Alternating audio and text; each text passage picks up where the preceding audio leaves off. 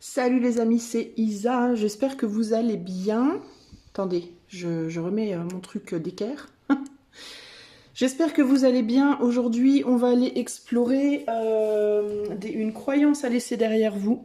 Une chose en laquelle vous croyez dur comme fer, qu'il faut laisser derrière vous, et une par contre en laquelle peut-être vous croyez pas ou pas suffisamment, ou que vous n'avez pas exploré et qu'il faut aller explorer. Ok ? On va faire 3 choix, les amis. Alors c'est parti, je vais vous faire choisir déjà avec des runes. Je vais vous sortir 3 runes. Et puis vous ferez votre choix. Alors, 3 choix, croyances à laisser derrière, croyances à explorer. Et je vous donnerai des petits conseils évidemment. Pour faciliter la vie des personnes qui vont regarder ce tirage, pour les aider à naviguer les eaux, comment dire, compliquées, les eaux... Je sais pas, je sais plus parler. Je sais plus parler, les amis. Ça fait plusieurs mois que je ne sais plus parler. Je parle mal. Bref, les eaux agitées, n'est-ce pas, de leurs émotions et de leur vie. Allez, c'est parti. Pour le choix numéro 1, ce sera quelle rune?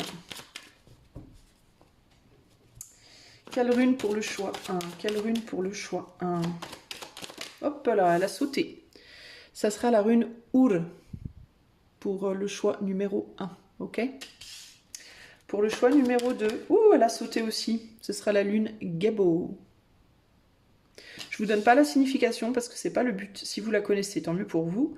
Si vous la connaissiez pas, fiez-vous. Si vous la connaissiez. Si vous ne la connaissez pas, fiez-vous à votre instinct. Pour le choix numéro 3. Pour le choix numéro 3, s'il vous plaît. Pour le choix numéro 3, ce sera la rune Ing. Ok?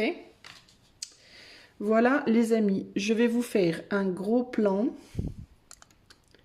Clac et clac, et je vous laisse regarder et vous choisissez choix 1, choix 2 ou choix numéro 3. Et moi, je vais tout de suite commencer avec le choix numéro 1. Salut à toi qui a fait le choix numéro 1, donc la rune Ur ou Uruz. Ça dépend, il y a plusieurs noms, il y a plusieurs traditions et plusieurs noms. Alors, on va commencer avec le tarot Gustave Doré qui est là. On va commencer par poser 3 cartes pour la croyance, une croyance. On va pas aller en chercher 12, hein. On va déjà en prendre une croyance. S'il y en a plus d'une qui ressort, tant mieux. Choix numéro 1, qu'il te faudrait vraiment laisser derrière toi à l'heure d'aujourd'hui pour pouvoir, une croyance ou une connaissance ou une sagesse ou quelque chose qui a résonné peut-être pour toi pendant longtemps, mais qu'il faut que tu laisses derrière pour pouvoir aller en explorer une nouvelle. Pour t'aider dans ta vie, dans ton évolution. Pour le choix 1. Allez, c'est parti. Alors, 3 cartes. On en a 2 qui ont sauté. Elles sont tombées à l'envers. Je les regarderai quand même à l'endroit pour voir de quoi il s'agit. On a un 4 de bâton et un 4 d'épée renversé. Une croyance qu'il te faut laisser derrière. Et on a une dernière carte qui a sauté à l'envers aussi. Bon, bah on a 3 cartes à retourner. Et je pense que c'est pas pour rien. Et là, on a une page de pentacle. Ok? Alors, je vais d'abord les regarder à l'endroit et je les retournerai après. Je vais te faire un petit zoom pour que tu puisses les voir mieux. On va les mettre là. Voilà. Mais en fait, je me rends compte que je suis mal... Voilà, comme ça c'est bien. Voilà, super. Alors, 4 de bâton, 4 d'épée, 9 de pentacle. 4 de bâton parle de fondation. On peut parler de retour au foyer, de retour chez soi. 4 d'épée, on parle de retrait, de repos. Et le 9 de pentacle, on est sur la stabilité matérielle. Énergétique et matérielle. La stabilité des fondations, entre guillemets. Tout était retourné ici.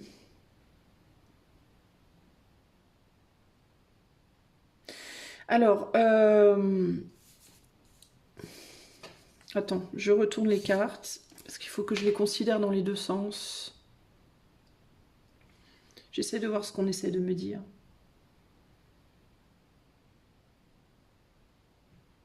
Alors, je pense que toi, il y a une croyance que les gens qui vont pas bien doivent se débrouiller tout seuls. Que les gens qui vont pas bien, que les gens qui ne sont pas stables matériellement, que les gens qui n'ont pas de...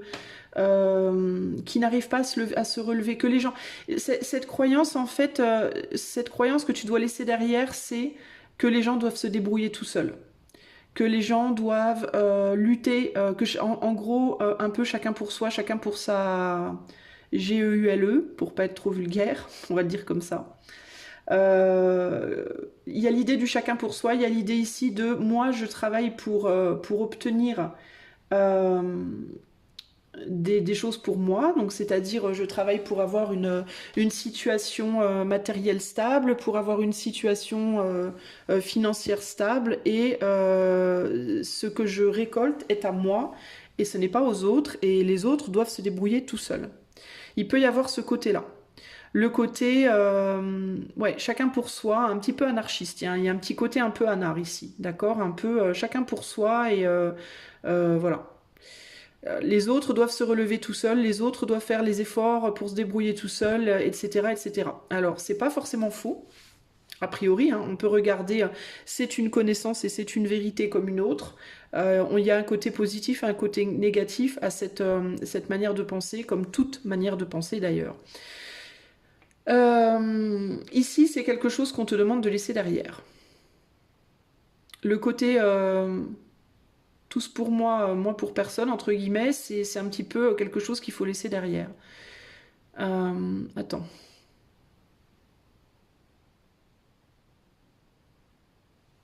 J'essaie de voir s'il y a autre chose qui vient.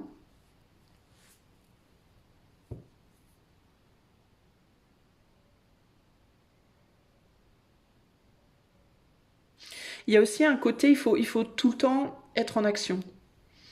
Il faut tout le temps bouger, il faut tout le temps faire quelque chose, il faut tout le temps travailler, il faut tout le temps s'activer, il faut tout le temps, tout le temps, tout le temps. Et ne jamais revenir en arrière, quoi qu'il arrive, toujours aller de l'avant. Toujours aller d'avant, toujours ne pas revenir en arrière, toujours se battre, toujours se bouger, toujours aller chercher, toujours se battre tout le temps, et ne jamais s'opposer. Il y a un côté aussi comme ça ici. Et ça aussi, on te demande de mettre ça derrière. Il y a un côté aussi, moi je me bats tout le temps, moi je cours tout le temps, je vais toujours de l'avant, je ne regarde jamais en arrière, je travaille sans arrêt, je suis toujours active. Je ne me repose jamais, je ne compte que sur moi, euh, et tout le monde devrait faire comme moi. Et donc je n'aiderai personne. Je n'aiderai personne car les gens qui n'y arrivent pas, les gens qui ont du mal, les gens qui les gens entre guillemets qui stagnent un peu ou beaucoup ne méritent pas. Ils ne méritent pas parce que ils ne font pas ce qu'il faut. Voilà. Alors, pourquoi il te faut laisser ça derrière? Parce qu'il te faut comprendre, je pense, que toi, tu es comme toi. Tout le monde n'est pas comme toi. Toi, tu fonctionnes comme ça. Toi, c'est ta vision des choses. Toi, c'est ce qu'on t'a peut-être appris. C'est comme ça que tu as grandi. C'est comme ça que tu as évolué. Ce n'est pas nécessairement la vérité pour tout le monde. Ok? C'est ta vérité, ça n'est pas nécessairement la vérité pour tout le monde. Et il y a aussi une question de capacité, une question de la manière dont on est, entre guillemets, construit. En fait, ta manière de voir les choses, qui peut être vue comme une vérité, hein, parce que toute vérité peut être un mensonge, tout mensonge peut être vérité. Donc, selon comment on se place, selon l'angle de vue, on peut prendre pour vrai ou pour faux à peu près n'importe quoi. Mais c'est un peu, en fait, c'est très radical. Il y a un côté ici très radical. Et de penser que ça, c'est la vérité ultime pour tout le monde, ce serait comme de dire qu'une deux chevaux doit fonctionner comme une Porsche ou qu'une Porsche doit fonctionner comme une deux chevaux. Voilà. Ça reviendrait à dire la Porsche, elle est pleine d'énergie, elle va très vite, elle est super réactive, etc. etc. Donc la deux chevaux, c'est de la MERDE. Voilà, c'est de la MERDE parce qu'elle va pas aussi vite, elle n'est pas aussi réactive, elle n'a pas autant de puissance, donc c'est de la MERDE. Alors que pas du tout. La deux chevaux, donc, on l'appelait la deux quand j'étais petite. Donc la deux chevaux, elle est juste différente. Elle n'a ni raison ni tort, elle est ni mieux ni pire, elle est juste différente. Elle a un mode de fonctionnement différent. Est-ce que ça veut dire pour autant que la personne qui passe en Porsche à côté d'une 2 chevaux qui tombe en panne ne doit pas aider, ne doit pas essayer de réparer la 2 chevaux pour qu'elle puisse repartir, ne doit pas donner un coup de main au conducteur ou à la conductrice de la 2 chevaux? Ou est-ce que ça veut dire que la personne qui conduit une 2 chevaux ne doit pas essayer d'aider la personne qui est en Porsche quand elle est en panne? Parce que les deux peuvent tomber en panne concrètement. Est-ce que ça veut dire ça? Pose-toi la question. Mais en gros, ici, là, on est sur ce que tu dois laisser derrière. D'accord? Et on a toutes ces cartes renversées. Donc pour moi, c'est l'inverse de ce qu'elles diraient si elles étaient droites. Si elles étaient droites, ici...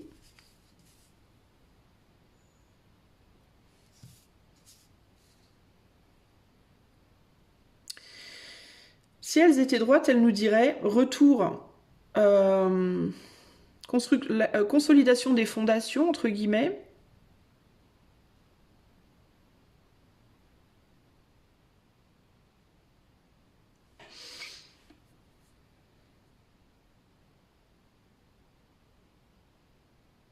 Il y a l'idée du repos aussi avec le 4 d'épée.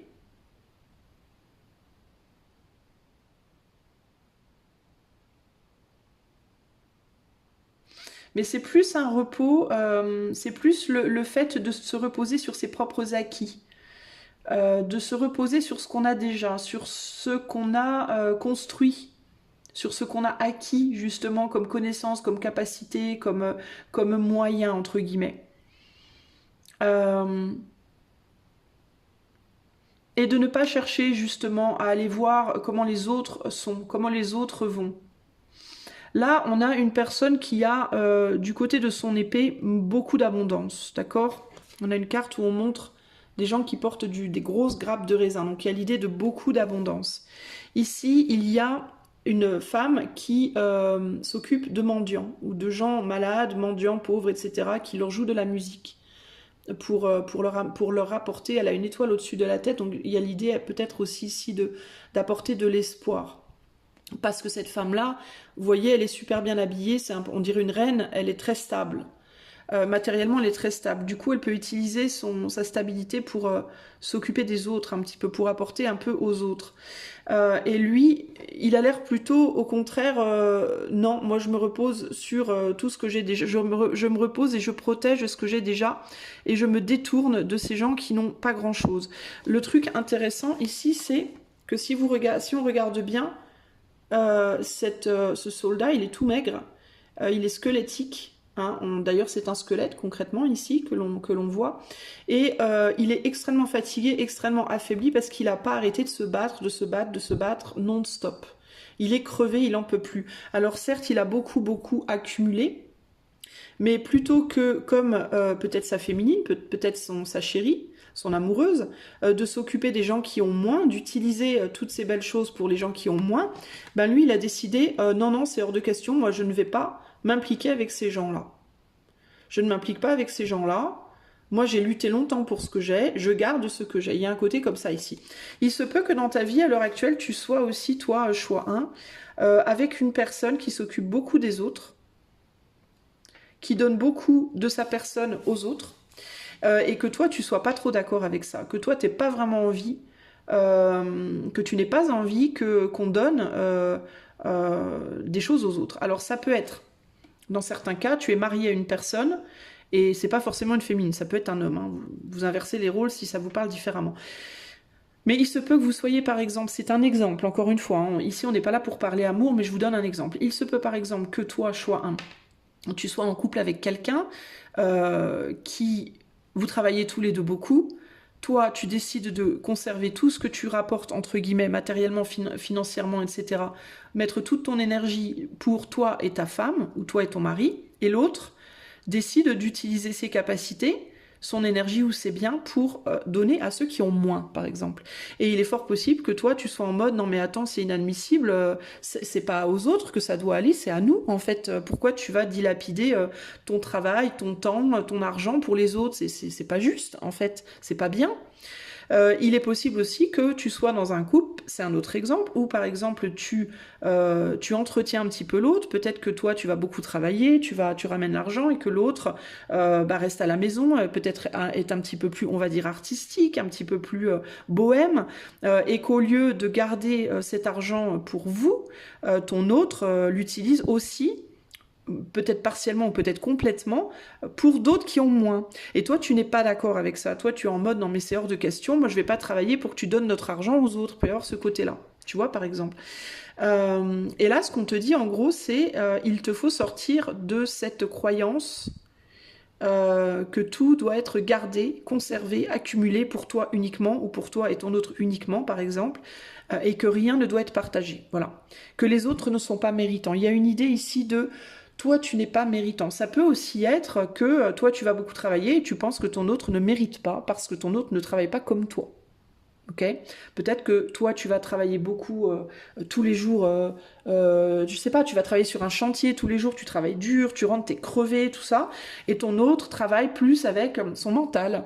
Peut-être que ton autre elle est psychologue, peut-être que ton autre elle est comme moi, cartomancienne, peut-être que ton autre elle, je sais pas moi, elle est peintre ou musicienne, et que du coup, ou musicien, homme ou femme, hein. Et du coup, tu peux avoir le sentiment que c'est dégueulasse, que toi tu travailles dur, que tu rentres, t'es fatigué, que tu fais des longues heures, l'autre, tu rentres, ben elle a pas bougé, il ou elle a pas bougé de chez elle ou de chez lui parce que il ou elle travaille de chez lui, ou tu vois. Et il y a ce côté, mais c'est pas juste. Et on te dit, ben ça c'est une croyance qu'il faut que tu mettes dans ta poche et que tu lâches parce que c'est pas vrai.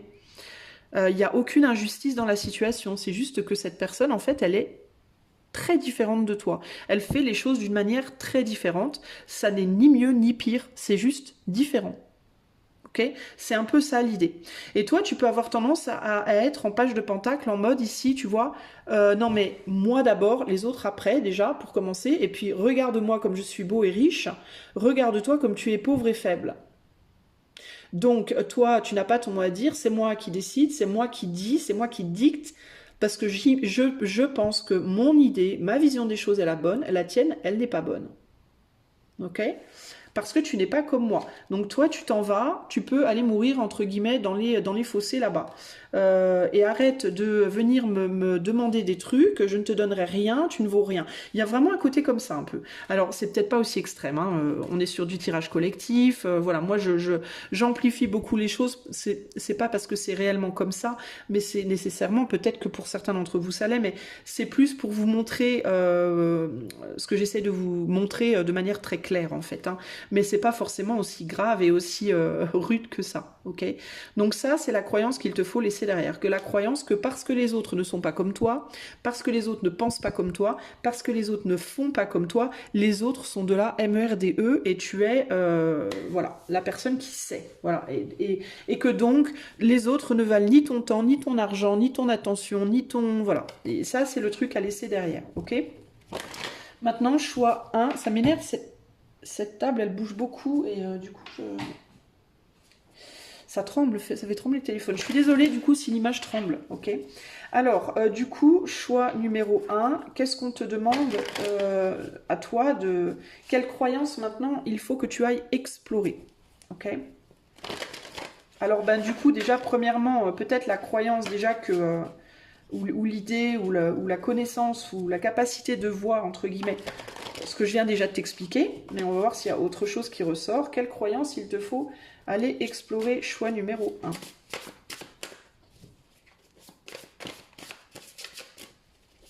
Quelle croyance il te faut aller explorer? Choix numéro 1. Donc ça, ce sera avec le Deva Tarot. Alors, on a encore une carte renversée. On a un 5 de coupe renversé. Alors, j'ai changé ma manière de battre les cartes. Vous avez peut-être remarqué, c'est parce que j'ai senti que je devais. Donc, je m'adapte à ce que je ressens. 2 de pentacle. Avant, je sentais qu'il fallait que je... Ouais, c'est bizarre, ça. Bon, bref, on s'en fout. 36-15 Tala, est de retour. 2 de pentacle. Quelle croyance on te demande de considérer? Choix numéro 1. Sur laquelle on te demande d'explorer. Et de t'ouvrir. Et là, on a l'univers. Ou le monde. Ok? Bah, ça rejoint un petit peu, ça rejoint un petit peu ce que je t'ai déjà expliqué en réalité. Ça ne fait que confirmer plus ou moins ce que je t'ai déjà expliqué. Ce qu'il faut que tu explores, c'est tout ce que tu as laissé derrière toi, en fait. C'est les choix que tu as laissés derrière toi. En termes d'investissement, on est sur un 2 de pentacle. Donc, en termes d'investissement de toutes tes capacités, entre guillemets, ici, on a la princesse de disque qui est là. Princesse de disque qui est l'équivalent du page de pentacle. C'est ouf, on a 2 pages de pentacle en réalité. Mais ce qui est intéressant, tu vois, c'est qu'on a 2 pages de pentacle très différents. Hein. On a un page de pentacle homme qui se la joue beaucoup, hein, qui est très habillé, qui se la joue petit prince, petit roi. Et on a une princesse de pentacle femme qui a une valeur, une manière de se mettre en valeur qui est radicalement différente. Et c'est très, très intéressant parce que ça illustre parfaitement les choses que je viens de t'expliquer. Tu vois, c'est-à-dire 2 personnes qui sont toutes les 2 humaines en fait, qui font toutes les 2 un travail et qui ont toutes les 2 des idées, mais qui les expriment d'une manière radicalement différente, ce qui néanmoins n'enlève absolument pas la valeur de ce que ces personnes font. Il y a aussi l'idée ici de... et ce qui est intéressant, c'est que c'est comme si, c'est très intéressant parce qu'on pourrait croire, on pourrait penser que c'est un couple, encore que ça peut être un homme ou une femme, on sait pas trop, bref, on s'en fout. Mais il y a l'idée de, on pourrait penser par exemple que c'est un couple et que ce page de pentacle là ne veut pas que ces personnes s'approchent de cette princesse de pentacle là, en mode ne touchez pas, elle est précieuse, elle est belle, elle est précieuse, n'y touchez pas. Mais c'est intéressant parce que c'est comme si en même temps il y avait le côté je sais que tu es précieuse.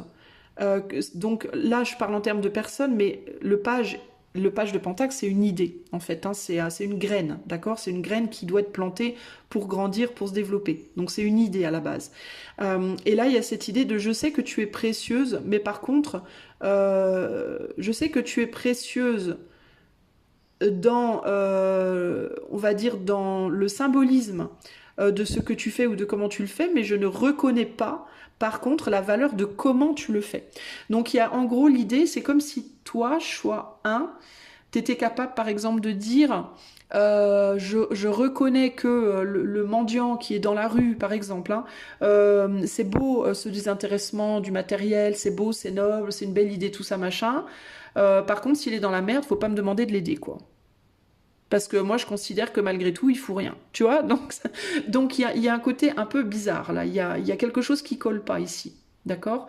Il y a la capacité de reconnaître la beauté dans ce que l'autre fait, dans la vision de l'autre, mais on reconnaît pas, par contre, sa manière de l'implémenter. Il y a quelque chose comme ça. Et là, il y a un souci, d'une certaine manière. On dirait que par contre, du côté de cette princesse-là, il n'y a pas vraiment de loi.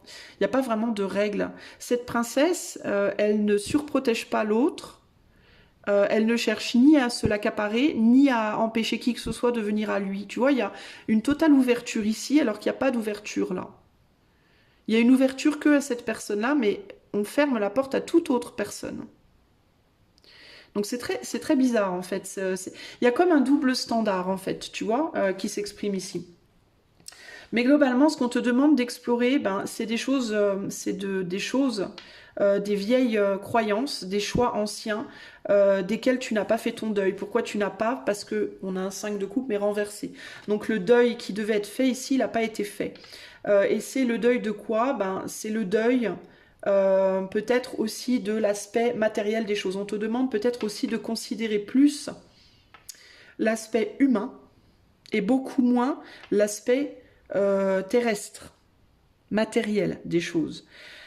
Pourquoi tu penses que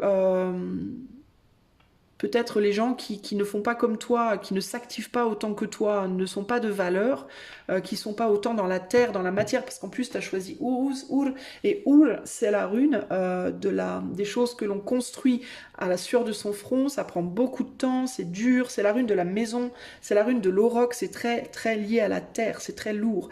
Donc toi tu es en mode, moi je veux voir, toucher, je veux de la preuve, je veux du A plus B, je ne crois que quelqu'un travaille dur que si la personne elle est en transpiration, que si je vois que ses muscles se développent, tu vois il y a un côté comme ça que si elle me ramène de l'argent concret, voilà là je sais que la personne elle fait quelque chose. Si je ne vois pas, si je ne peux ni voir ni toucher un résultat, alors pour moi il n'y a pas de travail de fait. Donc toi tu peux être beaucoup trop dans la considération de la matière et pas assez dans la considération de l'éther. Alors toi qui regardes ce tirage, forcément tu l'es à minima, puisque sinon tu serais pas en train d'écouter un tirage de voyance sur YouTube, mais il y a quand même une propension ici à peut-être trop croire que si la personne se lève pas tous les matins à 8h, à 6h du mat et rentre pas tous les soirs à 20h en âge, crevée, et qu'elle te ramène pas des gros bifetons ou des choses très matérielles, très concrètes sur la table, c'est qu'elle vaut rien. C'est entièrement faux. Ici, on te demande de considérer, en tout cas, que peut-être ça puisse être faux. D'accord? Que cette vérité-là pour toi puisse aussi être quelque part un mensonge. Ok? On te demande de t'ouvrir aux choses que tu as laissées derrière, au deuil que tu n'as pas fait par rapport à certaines croyances. On te demande aussi de considérer le lâcher-prise du matériel, le lâcher-prise de croyances que l'on t'a enseignées quand tu es enfant, quand tu étais enfant, le lâcher-prise de cette idée que le noir et le blanc ne sont pas égaux aussi. Il peut y avoir des schémas très traditionnalistes, voire un peu racistes même, j'entends d'une certaine manière. Il peut y avoir de la comparaison de couleurs, de la comparaison des sexes, la comparaison des cultures, la comparaison, tu vois, tout un tas de choses comme ça. Et on te demande de t'ouvrir à l'idée que peut-être nous sommes tous égaux en réalité. Et je pense que pour toi, dans ta tête, nous ne le sommes pas. Il y a quelque chose comme ça ici. On te demande de t'ouvrir à l'univers entier, c'est-à-dire à toutes les possibilités, et pas juste une ou deux, mais toutes en fait. Il y a l'idée ici d'être dans un mental, enfin pas un mental, mais une manière de voir les choses. Et je pense qu'il t'a été inculqué, hein, parce qu'on a on a le 4 de bâton ici. Le 4 de bâton, c'est quand même les racines, hein. C'est quand même le bercail, c'est la maison de l'enfance, hein. C'est là où on est né, c'est sa ville natale, sa maison natale, c'est les croyances, les idées qu'on t'a inculquées quand tu étais petit ou petite. Et ici, il y a cette idée de t'ouvrir à ce qui n'est pas en accord avec ces idées-là. T'ouvrir à l'opposé de ces idées-là, véritablement. Pourquoi faire? Pour évoluer aussi, pour que tu passes, toi aussi, de ce page de pentacle-là, en mode à l'ancienne, à un page de pentacle beaucoup plus, on va dire, mise à jour, entre guillemets, la version 2.0. Tu vois ce que je veux dire? À un page de pentacle plus naturel, plus nature, plus ouvert, plus créatif, plus libéré, plus léger, et aussi plus libérateur, pas simplement que toi déjà ça va te libérer beaucoup plus, mais aussi tu seras plus libérateur pour les gens qui sont autour de toi. On a un papillon ici, donc il y a l'idée d'une transformation. Et on passe d'un page de pentacle qui est habillé de vêtements lourds, il y a beaucoup d'étoffes, on a des chapeaux, des machins, on est habillé lourdement, il y a une forme d'austérité, il y a un côté petit roi ou petite reine, et on te dit là, il est temps d'enlever les vêtements, il est temps de se contenter de peu, d'apprendre à se contenter de moins. Et on a, tu vois ici, une personne qui a beaucoup moins de cheveux, et là, une personne qui a beaucoup de cheveux, mais moins de vêtements. Et les cheveux, c'est quoi? C'est les connaissances. C'est aussi la capacité de... Il y a des cultures qui pensent que quand on se coupe les cheveux, on ne peut plus être connecté au divin. Notamment, je crois, dans les pays de l'Est, les femmes qui ont des grandes tresses, dont la tradition, c'est d'avoir les cheveux très longs. Il peut y avoir ici cette idée de retrouver une connexion à quelque chose de beaucoup plus spirituel et beaucoup moins terre à terre. Et de comprendre que plus on se dépouille des choses matérielles et plus on est connecté à l'éther, plus on comprend des choses et plus on approfondit sa connaissance à l'éther, véritablement ici. Peut-être aussi que toi, il te... Alors, de manière beaucoup plus terre à terre, il peut y avoir ici l'idée de considérer, de donner plus de valeur à ton autre. Si tu penses que ton autre, par exemple, ne travaille pas assez, ou ne fait pas les choses comme il ou elle devrait, ou est beaucoup trop détaché alors que toi, tu es très terre à terre, par exemple, il y a cette idée de s'ouvrir à la considération que peut-être ton autre a raison aussi, et que peut-être toi tu devrais essayer d'être peut-être un peu plus comme cette personne. Ça veut pas dire qu'il faut complètement te travestir, mais essayer de te dépouiller un peu plus de tes possessions matérielles, de ton attachement à la terre, pour aller vers quelque chose de plus élevé. Et il y a l'idée ici d'être moins traditionnel, d'être un petit peu plus olé olé, d'apprendre à se lâcher un peu plus, à être un peu plus libre, entre guillemets, véritablement, libre de croyances limitantes, parce que je pense que tu as beaucoup de croyances limitantes. Et je vois qu'ici, on a les cheveux bien cachés sous le chapeau. Là, les cheveux, il n'y a pas de chapeau. Il y a l'idée de vas-y, lâche-toi un peu, laisse-toi un peu respirer, arrête de te mettre autant la pression. Et peut-être que, plutôt que de reprocher à l'autre de ne pas travailler assez, peut-être qu'il faudrait que toi, tu travailles un peu moins aussi. Hein, et que tu te reposes un petit peu plus, que tu retrouves cette capacité au repos, cette capacité à la libération, à une créativité beaucoup plus libre. Il peut y avoir quelque chose aussi sur le plan physique, sexuel, sensuel, un besoin de se libérer un petit peu de ce côté-là aussi, parce que tu peux avoir aussi une sexualité, une sensualité très traditionnelle. Donc il peut y avoir aussi le côté laisse-toi un petit peu aller, sors un peu de tes carcans, on va dire, limitants. Ouvre-toi à plus de liberté, à plus de...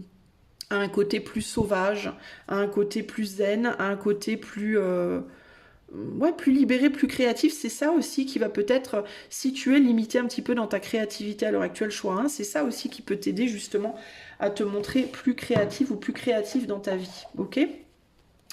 Alors, on va aller voir maintenant, je vais tirer 3 cartes conseils supplémentaires pour toi, parce que je t'en ai pas donné assez. Alors, pour le choix, un conseil numéro 1, on a la porte mène vers des horizons étrangers, des chemins à explorer, des liens à créer. Si tu franchis son pas et va bien au-delà des opportunités, tu trouveras. Alors, il y a aussi l'idée, dans certains cas, de personnes ici qui ne veulent pas d'enfants. Je vous dis ce qui me vient, parce qu'il y a des choses qui me viennent. Il y a des gens qui ne veulent pas d'enfants parce qu'ils veulent garder tout ce qu'ils ont pour eux. Ils ne veulent pas devoir donner à leur enfant de l'argent, investir sur leur enfant, leur acheter des vêtements, gna gna gna gna gna. Il peut y avoir cette idée, ah non, moi je garde tout pour moi, je veux pas d'enfant, j'ai pas envie de donner ni mon temps, ni mon argent, ni quoi que ce soit à un enfant. C'est bon, alors qu'il y a une personne qui peut-être aimerait en avoir un. Il y a peut-être quelqu'un qui en voudrait un enfant et l'autre qui n'en veut pas. Typiquement ici, ou qui veut pas de famille, qui veut pas avoir la responsabilité d'autres personnes dans sa vie que de lui ou d'elle et de son autre, par exemple, en mode je veux que ce soit juste toi et moi jusqu'au bout. Voilà, je veux pas devoir porter qui que ce soit d'autre que toi et moi. En gros, il peut y avoir ça. Hein. Conseil numéro 2. Donc on te demande d'ouvrir une porte, toi, hein, choix 1. L'encolie, si par mégarde ou viles intentions la confiance est altérée, sans regret ni rancune, évalue avec compassion si ce lien contribue à ton bien, et si, 1, 2, 3, et si demain tu le veux encore, tiens. Donc il y a la nécessité d'évaluer ce que tu dois laisser derrière.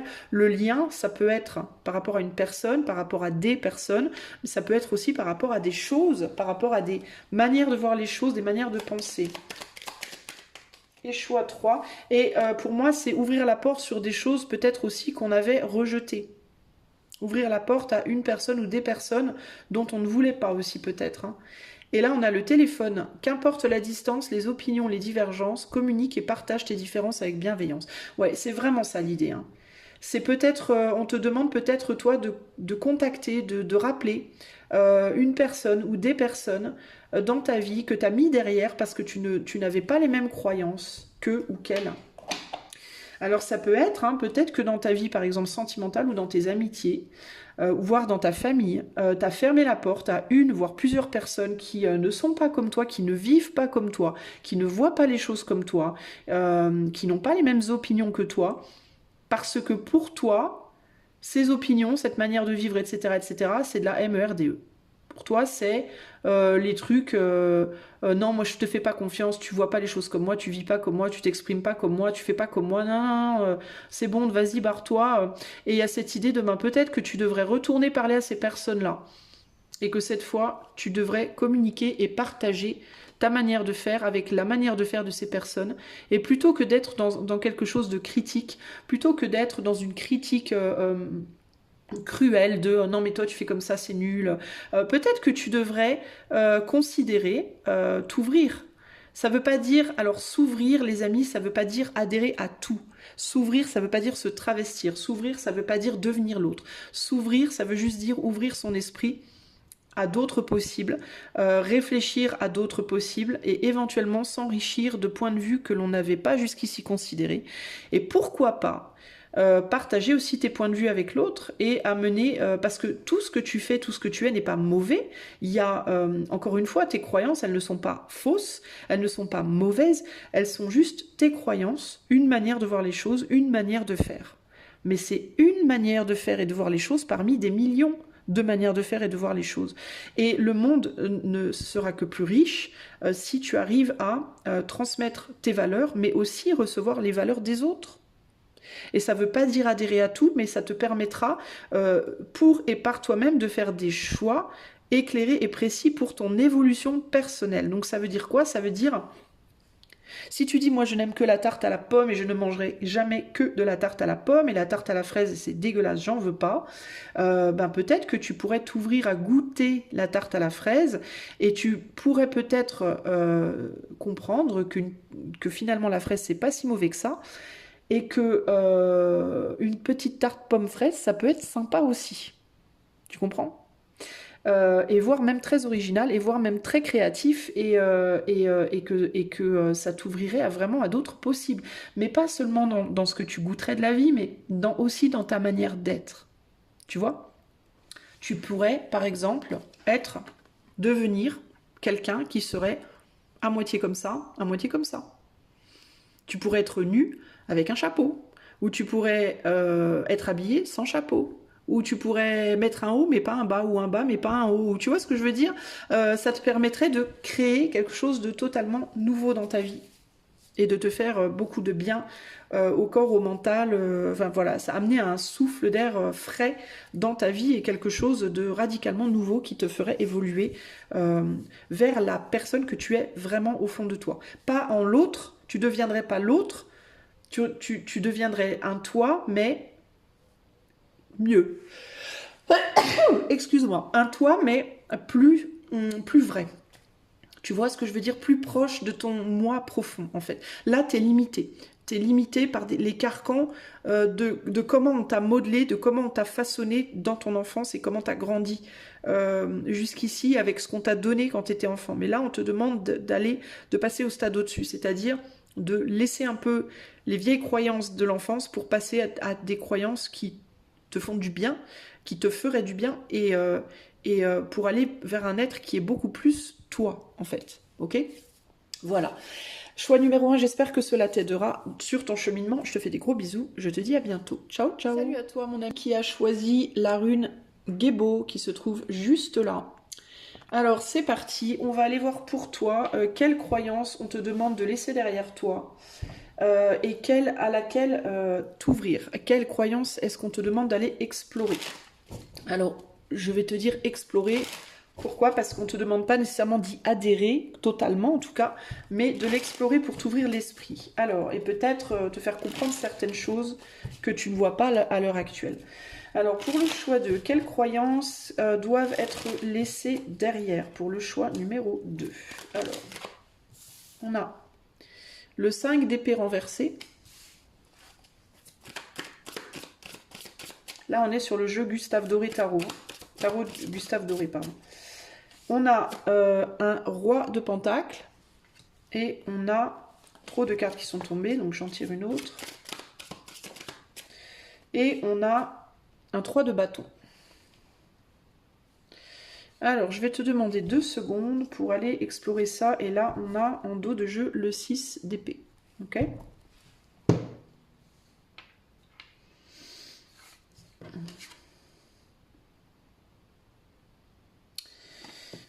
5 d'épée renversée. 5 d'épée renversée.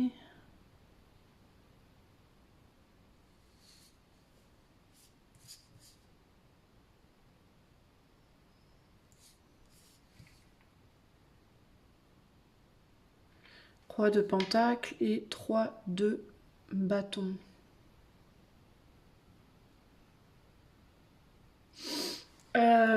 On te demande de lâcher l'idée que tu ne peux pas être amélioré, toi. Il y a quelque chose comme ça ici, que tu peux pas être mieux que ce que tu es présentement. Attends, j'ai besoin de manipuler cette carte pour comprendre le message ici.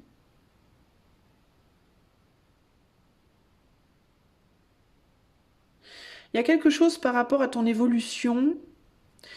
Ça peut être sur le plan pro, ça peut être sur le plan perso, dans ton corps, ça peut être dans ton corps physique, ça peut être dans ce que tu fais dans ta vie.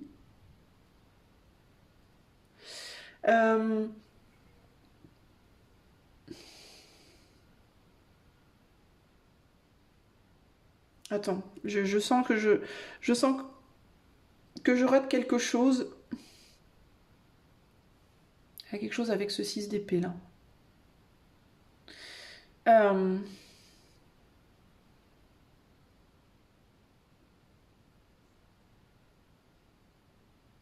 y a l'idée par rapport au fait d'être capable de quelque chose. Comme si tu pensais que tu n'étais pas capable de quelque chose. Pas capable de quoi? Pas capable de créer un nouveau futur pour toi, une nouvelle vie pour toi, un nouvel être. Pas capable d'obtenir quelque chose, pas capable d'aller vers quelque chose. Ça peut être de faire un voyage, ça peut être de te réaliser dans un métier, ça peut être d'obtenir un certain statut, ça peut être d'être plus beau, plus belle, en tout cas de te sentir, parce qu'on est tous beaux et belles pour quelqu'un, mais de te sentir plus beau, plus belle, ou d'être la personne que tu veux être de manière globale. C'est comme s'il y avait cette idée que tu... Aussi, il y a le côté de penser que tu dois toujours t'occuper des autres et que les autres ne peuvent pas s'occuper de toi. Il y a aussi quelque chose comme ça ici. De penser, de te dire que... de te laisser un peu porter par les autres, de te laisser un peu... Tu peux être quelqu'un qui typiquement a du mal à laisser les gens t'aider. Tu peux être quelqu'un qui typiquement a du mal à recevoir les compliments. Recevoir les cadeaux, recevoir les compliments, laisser les autres t'aider, laisser les autres te guider, te porter, tout ça c'est quelque chose qui peut te poser un vrai problème et limite tu peux te sentir dévalorisé. Alors toi c'est ouf parce que c'est comme si la plupart des gens, quand on leur fait un compliment, qu'on leur donne un cadeau, ça va les valoriser. Et ben toi, j'ai l'impression que quand on te fait un cadeau, qu'on te fait un compliment ou qu'on fait quelque chose pour toi ou qu'on t'aide à quelque chose, ben c'est comme si toi, tu te sentais dévalorisé. Comme si tu ne comprenais ta valeur qu'à travers le travail que tu fournis. Et qu'à travers le fait que toi, tu doives prendre soin des autres, que toi, tu doives faire des cadeaux, que toi, tu doives porter, donner, t'occuper d'eux, tu vois, guider, etc., etc. Et il y a l'idée que tu crois que quand on te fait un compliment, c'est comme si tu croyais, par exemple, on te dit « Oh, mais t'es beau, t'es belle aujourd'hui, c'est joli cette robe. » Tu peux être quelqu'un qui typiquement va te dire dans ta tête ouais, il ou elle dit ça pour me faire plaisir parce qu'il ou elle trouve que je suis moche. Tu vois, alors que pas du tout. On te fait un cadeau, tu vas te dire dans ta tête un truc du style... Attends, tu vas te dire dans ta tête, je sais pas moi, si on t'offre une bague ou un collier ou je sais pas quoi, tu vas te dire dans ta tête, oh la personne s'est ruinée pour moi, ça craint, je mérite, alors que je mérite probablement pas, tu vois. Tout de suite, tu vas te rabaisser, tu vas te mettre sous le tapis entre guillemets. C'est comme si il y a l'idée de, on te donne quelque chose, t'as envie d'aller te mettre dans un trou de souris. On t'aide, tu vas te dire on m'aide parce que je suis pas capable. Tu vas pas te dire on m'aide parce qu'on a envie d'être gentil avec moi, ou on a envie de me faciliter la tâche, ou on a envie de faire quelque chose de bien pour moi. Non, toi tu vas te dire on m'aide parce que je suis pas capable. Tu vas automatiquement te dévaloriser face aux cadeaux que la vie te fait, face aux cadeaux que les autres peuvent te faire. Alors qu'on te demande, on te dit mais enfin, Non, si on t'aide, si on te donne, si on te complique, c'est parce qu'on, c'est au contraire pour te valoriser. On n'a pas envie d'aider quelqu'un qu'on n'aime pas, on n'a pas envie de dire à quelqu'un qui est moche qu'il est beau ou qu'elle est belle, on n'a pas envie de donner des cadeaux à une personne radine, tu vois ce que je veux dire?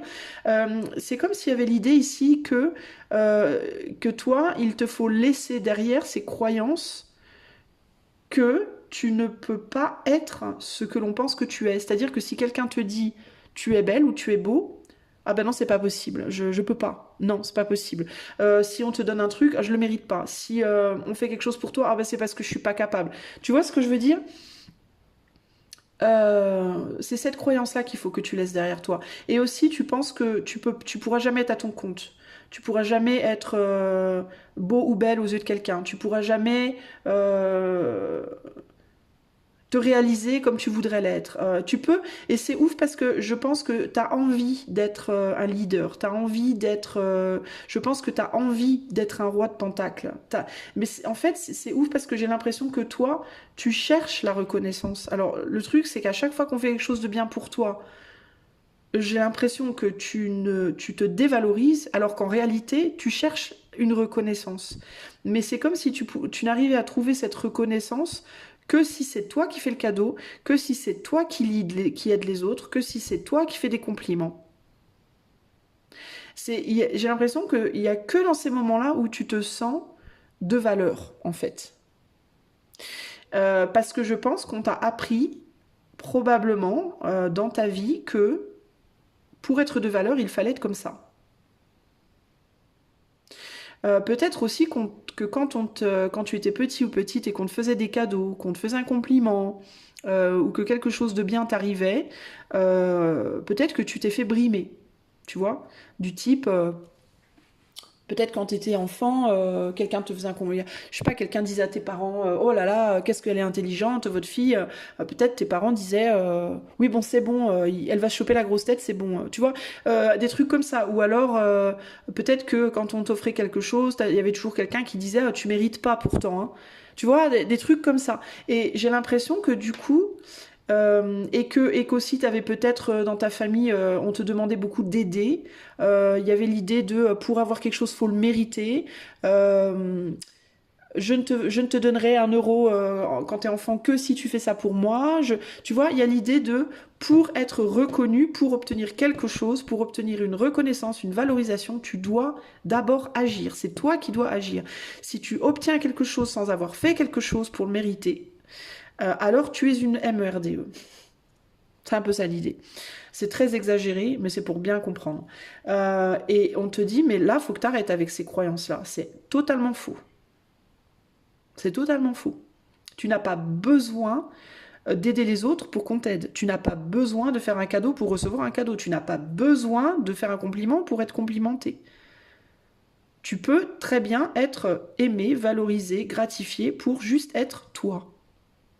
Juste parce que tu es toi.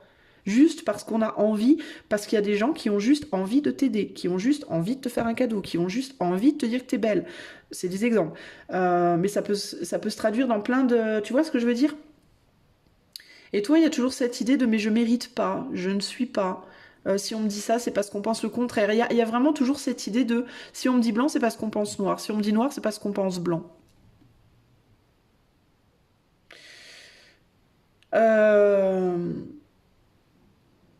Et du coup, ce qui peut se passer en réaction à ça, c'est qu'au bout d'un moment, les gens vont plus t'aider.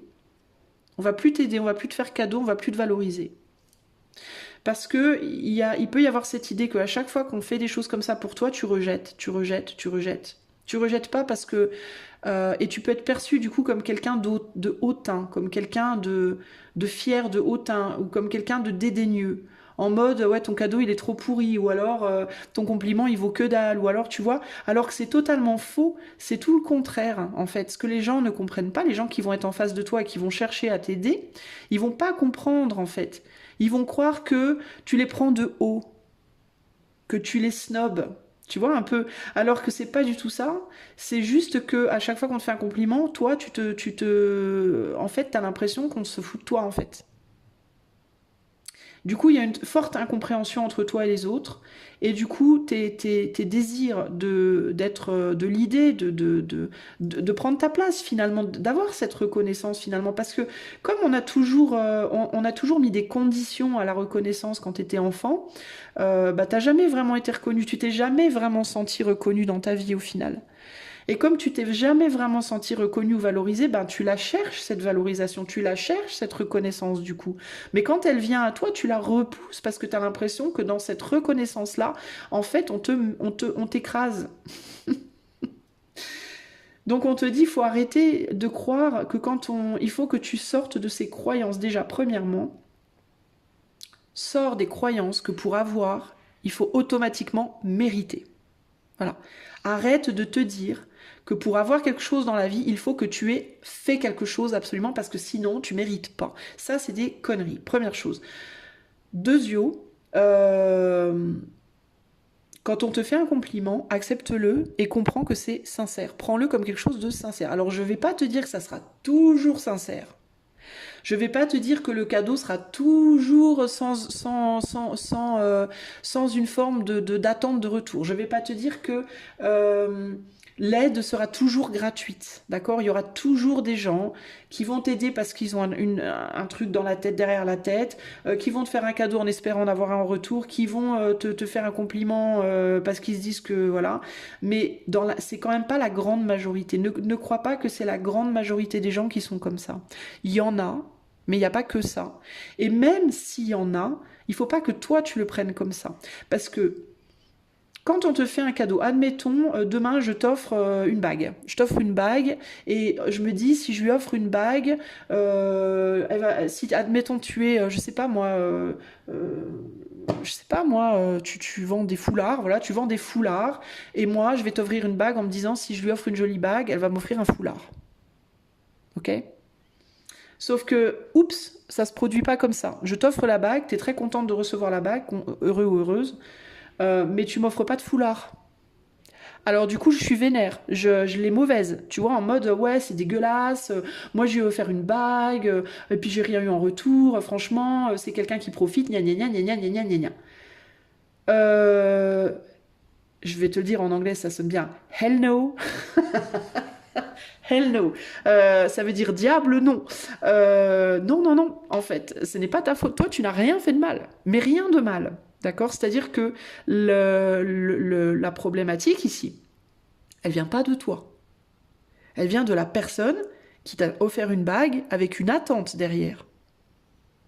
Toi, on t'a offert une bague, tu l'as gracieusement acceptée, tu as remercié la personne, tu as été poli, tu as dit merci beaucoup, je suis très touchée. Tu n'es en rien obligé de donner quelque chose en échange.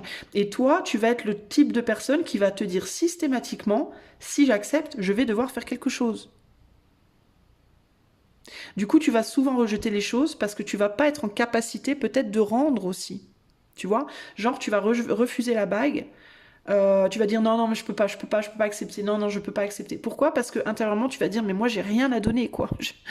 Ou alors tu vas dire je pourrais donner un foulard, mais tu vas être du type à comparer les valeurs, à dire non mais moi la bague elle vaut 500 €, moi j'ai un foulard à 10 €, ça craint. Non, je suis désolée, non, j'accepte pas ta bague, je peux pas. Ou alors tu vas la prendre, mais tu vas te culpabiliser de ouf. Tu vois, tu vas la prendre, puis tu vas dire merde, comment je vais faire?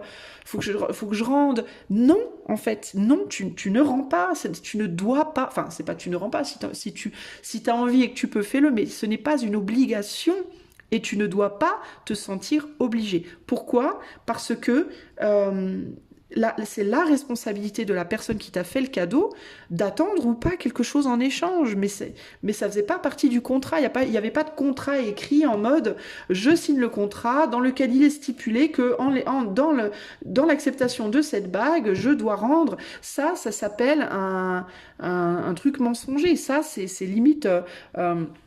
quand tu fais du commerce comme ça, avec des trucs cachés comme ça, tu peux passer au tribunal, quoi. Tu peux mettre quelqu'un en justice pour ce genre d'action au niveau du commerce, tu vois. Ça s'appelle publicité mensongère, ça s'appelle cadeau avec des intentions cachées. Enfin, je sais pas, moi je suis pas avocate, j'y connais rien, mais je sais que c'est pas légal. Enfin, c'est illégal de faire, c'est pas bien. C'est de la manipulation d'autrui en fait. C'est de la manipulation d'autrui de faire ça, de faire un cadeau à quelqu'un avec des intentions cachées derrière.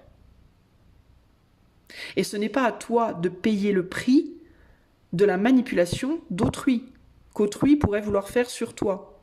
De la même manière de je te rends un service à condition que tu me rendes un service, mais je te le dis pas vraiment, c'est pas implicite. Tu vois ce que je veux dire? Donc non, décharge-toi de cette culpabilité et non, tu ne mérites pas, tu ne dois pas mériter ce qu'on te donne. On te donne parce qu'on a envie de te donner, sinon on te donne pas. Et si on est déçu de t'avoir donné, ce n'est pas ton problème. C'est le problème de celles et ceux qui donnent avec des intentions derrière cachées. Pas le tien. Ok? Donc ça, c'est des croyances qu'on te dit, tu mets ça derrière toi. Il y a aussi l'idée de penser que certaines personnes ne peuvent pas t'aimer, que certaines personnes ne peuvent pas t'apprécier, que certaines personnes ne peuvent pas venir à toi, encore une fois, que tu ne mérites pas l'attention de certaines personnes, que tu ne mérites pas l'amour, l'affection, l'attention ou l'admiration de certaines personnes. C'est faux. Tu mérites tout en réalité. On mérite tous tout en réalité. De par le fait simplement que l'on existe sur cette terre, que l'on est incarné sur cette planète. Si on est là, c'est qu'on mérite d'être là. Et à partir du moment où on est là avec tout ce qu'il y a autour de nous, les gens, les choses, les objets, les animaux, les plantes, c'est qu'on le mérite, en fait. C'est Dieu qui va décider de ce que tu mérites ou pas. Ce n'est pas les autres. Et ce n'est pas toi non plus. Ok? Donc ça, c'est la croyance que tu dois... Laisse ça derrière, quoi. Laisse ça derrière. Accepte que tu es un cadeau. Tu es un cadeau pour Dieu. Enfin, si tu crois en Dieu. Et la vie, avec tout ce qu'elle comporte, que tu peux voir et pas voir, toucher, pas toucher, sentir, pas sentir, etc. La vie, avec tout ce qu'elle comporte, est ton cadeau. Et personne n'a le droit de te l'enlever. Et personne n'a le droit de décider pour Dieu de ce à quoi tu as droit et ce à quoi tu n'as pas droit. D'accord? Il n'y a que Dieu qui peut décider de ça. Les autres n'ont pas le droit de le faire. Ils vont le faire, évidemment, ils vont vouloir le faire. Mais ce n'est pas leur responsabilité. Les autres ne sont pas Dieu. Okay? Ils n'en sont qu'une toute petite facette minuscule. Mais toi aussi, tu en es une facette. Donc, les autres n'ont pas décidé de ta valeur, de ce que tu dois recevoir ou pas, c'est pas comme ça que ça fonctionne. Et toi non plus d'ailleurs, concrètement. Mais il faut que tu acceptes les choses qui viennent à toi et que tu les acceptes avec grâce, avec révérence, avec gratitude, avec politesse, mais que tu les acceptes sans te juger et sans te dévaloriser et sans penser que ça fait de toi une personne moindre. Alors, qu'est-ce que maintenant on va te demander, choix 2, d'aller explorer? Qu'est-ce que tu dois aller explorer? Quelle croyance il te faut aller explorer?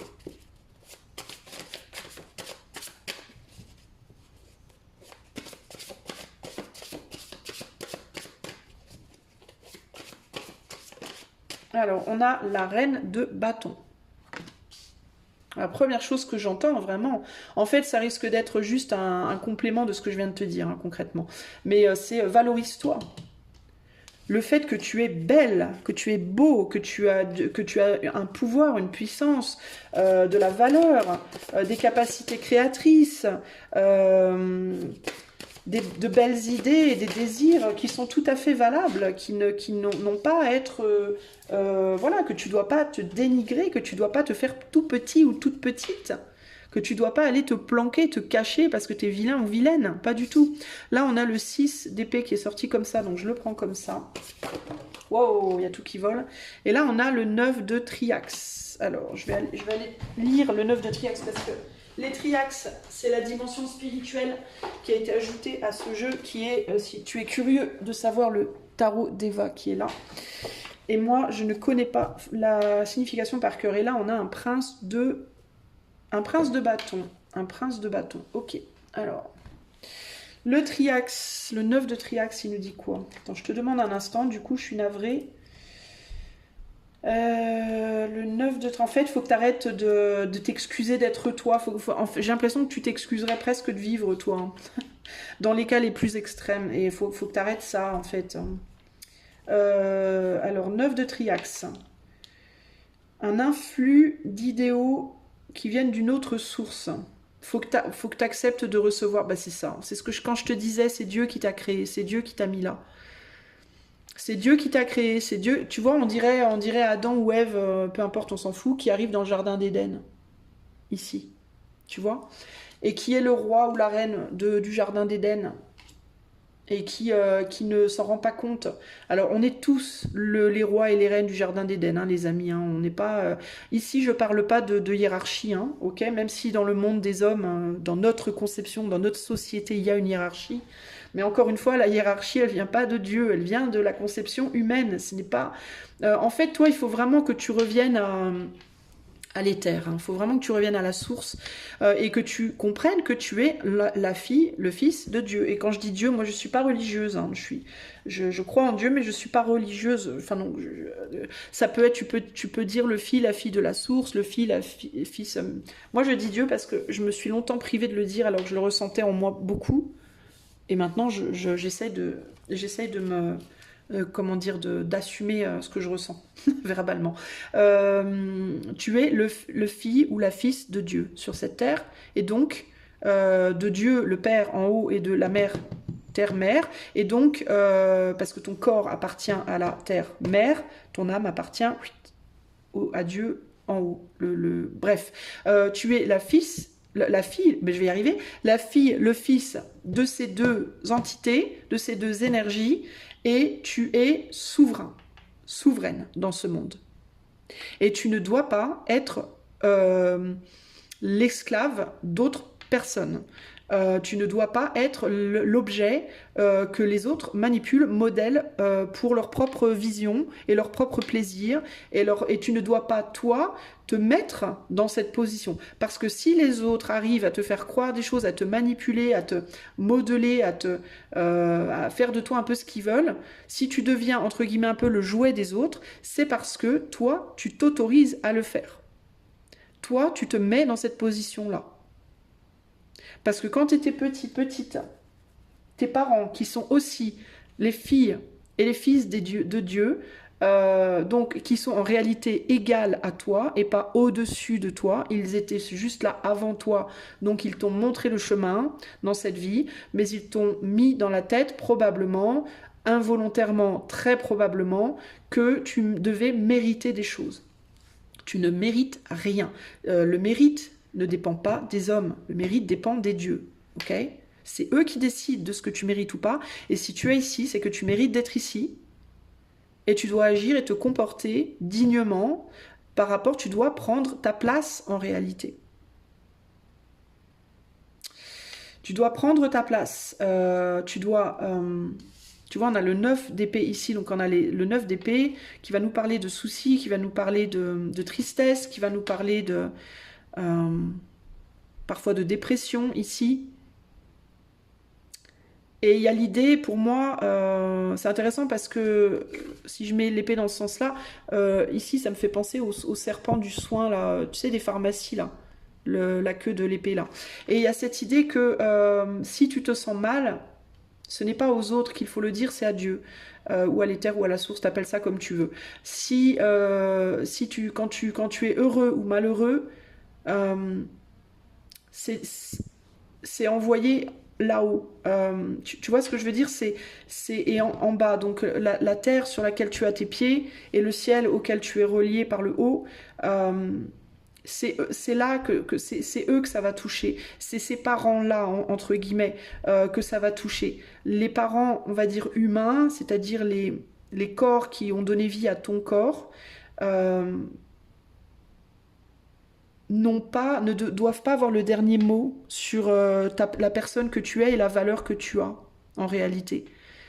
Ceux qui ont le dernier mot sur qui tu es et la valeur que tu as, c'est la terre, mère, et le ciel, père. Tu comprends ? Donc s'il y a des problématiques de mérite, entre guillemets, c'est eux qui sont concernés. C'est eux qui vont le définir, le déterminer. Ce n'est pas ton père, ta mère, ton voisin, ton pote, ton chéri, tu vois. Alors le 9 de Triaxe, on parle... Ah non, c'est inversé, ok. Ok. Donc là, on parle dans le sens, il n'est pas renversé, il est à l'endroit, donc on parle d'un influx d'idéaux, mais qui viennent d'une autre source, qui ne sont pas... parce que le triaxe, c'est l'éther, ce n'est pas relié à la terre. Bref, tu vois ce que je veux dire, à ce qu'on peut voir ou toucher. Donc ce que tu dois explorer, c'est ça. Ce que tu dois explorer, en gros, c'est...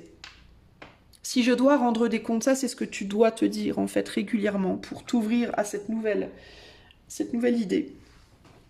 Si je dois rendre des comptes à quelqu'un, c'est à Dieu et à la planète. Il y en a qui l'appellent Gaïa, moi j'aime bien dire Terre-Mère. Voilà.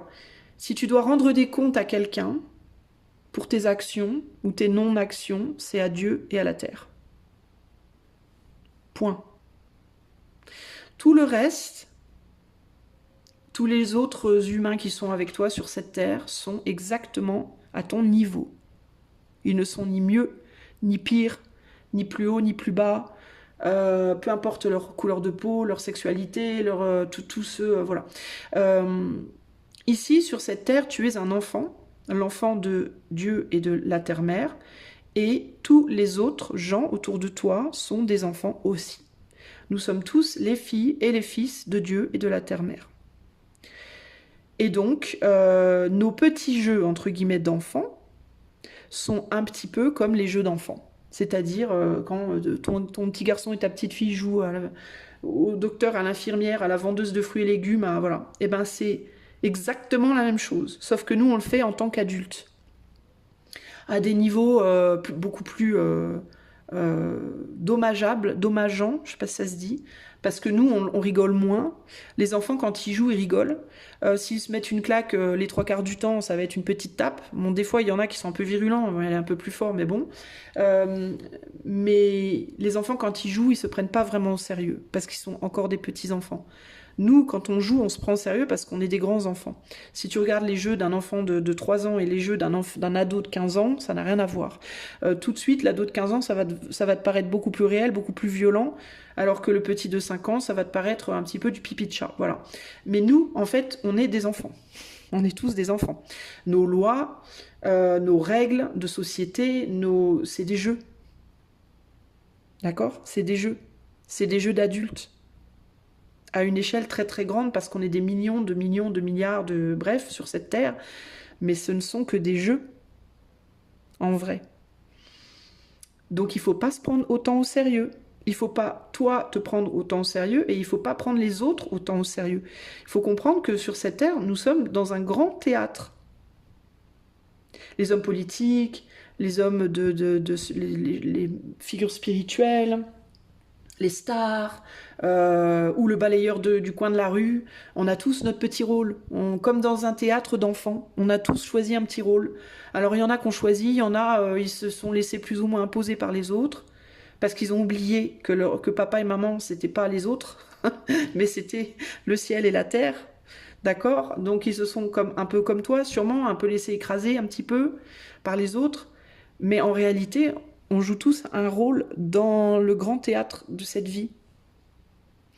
Mais concrètement, les enfants qui jouent à la marchande, même s'ils essayent de se donner des ordres et de se dire comment on doit jouer, comment on doit faire, à un moment donné, papa et maman, les vrais papa et maman, ils vont dire hey, les gamins, allez, on lâche les costumes là, on va manger, on pose tout, on va manger. Et quand ils vont autour de la table, il n'y a plus rien qui tient. D'accord, les règles, c'est fini, le jeu est terminé. Ben nous, les gars, les mômes, faut aller manger, c'est quand tu meurs en fait. C'est quand Dieu te dit, allez, on rentre à la maison. T'as bien joué, là, on rentre. Imagine que cette vie, c'est un grand bac à sable. Imagine que cette vie, c'est un grand jardin d'enfants. D'accord ? Et que ton père et ta mère, c'est pas ton voisin, c'est pas ton chéri, c'est pas ton patron, c'est pas le président de la République, c'est Dieu et la terre. Ok ? C'est l'idée qu'on va te demander d'aller explorer. C'est ça qu'on te demande d'aller explorer. Et comprends que cette vie est un cadeau. Tu es un cadeau. Ta présence ici est un cadeau. Le parent qui emmène son enfant au jardin d'enfants, c'est un cadeau. Je sais que tu vas adorer aller jouer avec tes copains au jardin d'enfants. Ah ouais, trop bien. Prends-le comme un cadeau. Cette vie est un cadeau. Accepte tout ce qui vient à toi.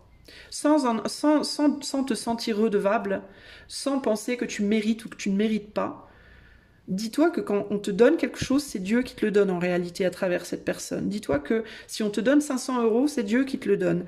Si on t'aide à traverser la rue, c'est Dieu qui t'aide. Si on te fait un compliment, c'est Dieu qui te complimente. Ce n'est pas l'autre.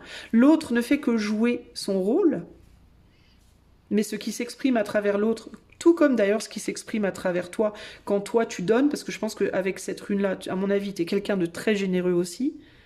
Donc ce qui s'exprime à travers toi et à travers l'autre, ce n'est pas l'autre, ce n'est pas toi, c'est la terre et le ciel qui jouent à travers toi. Tu vois, on a la terre, le ciel, et toi, tu es au milieu. Toi, tu es le récepteur et l'envoyeur, celui qui reçoit, celui ou celle qui reçoit, celui ou celle qui donne. Et toi, en fait, tes émotions, à chaque fois que tu as une émotion, une tristesse, une joie, tu ne fais que ressentir les échanges de communication entre ton père et ta mère. Tu comprends? Et on est tous comme ça, on est tous pareils. On est tous pareils. Ça, en réalité, on est tous totalement, on est tous égaux en termes de notre rôle ici sur cette terre. Notre rôle, c'est de jouer un rôle. Concrètement, c'est ça l'idée.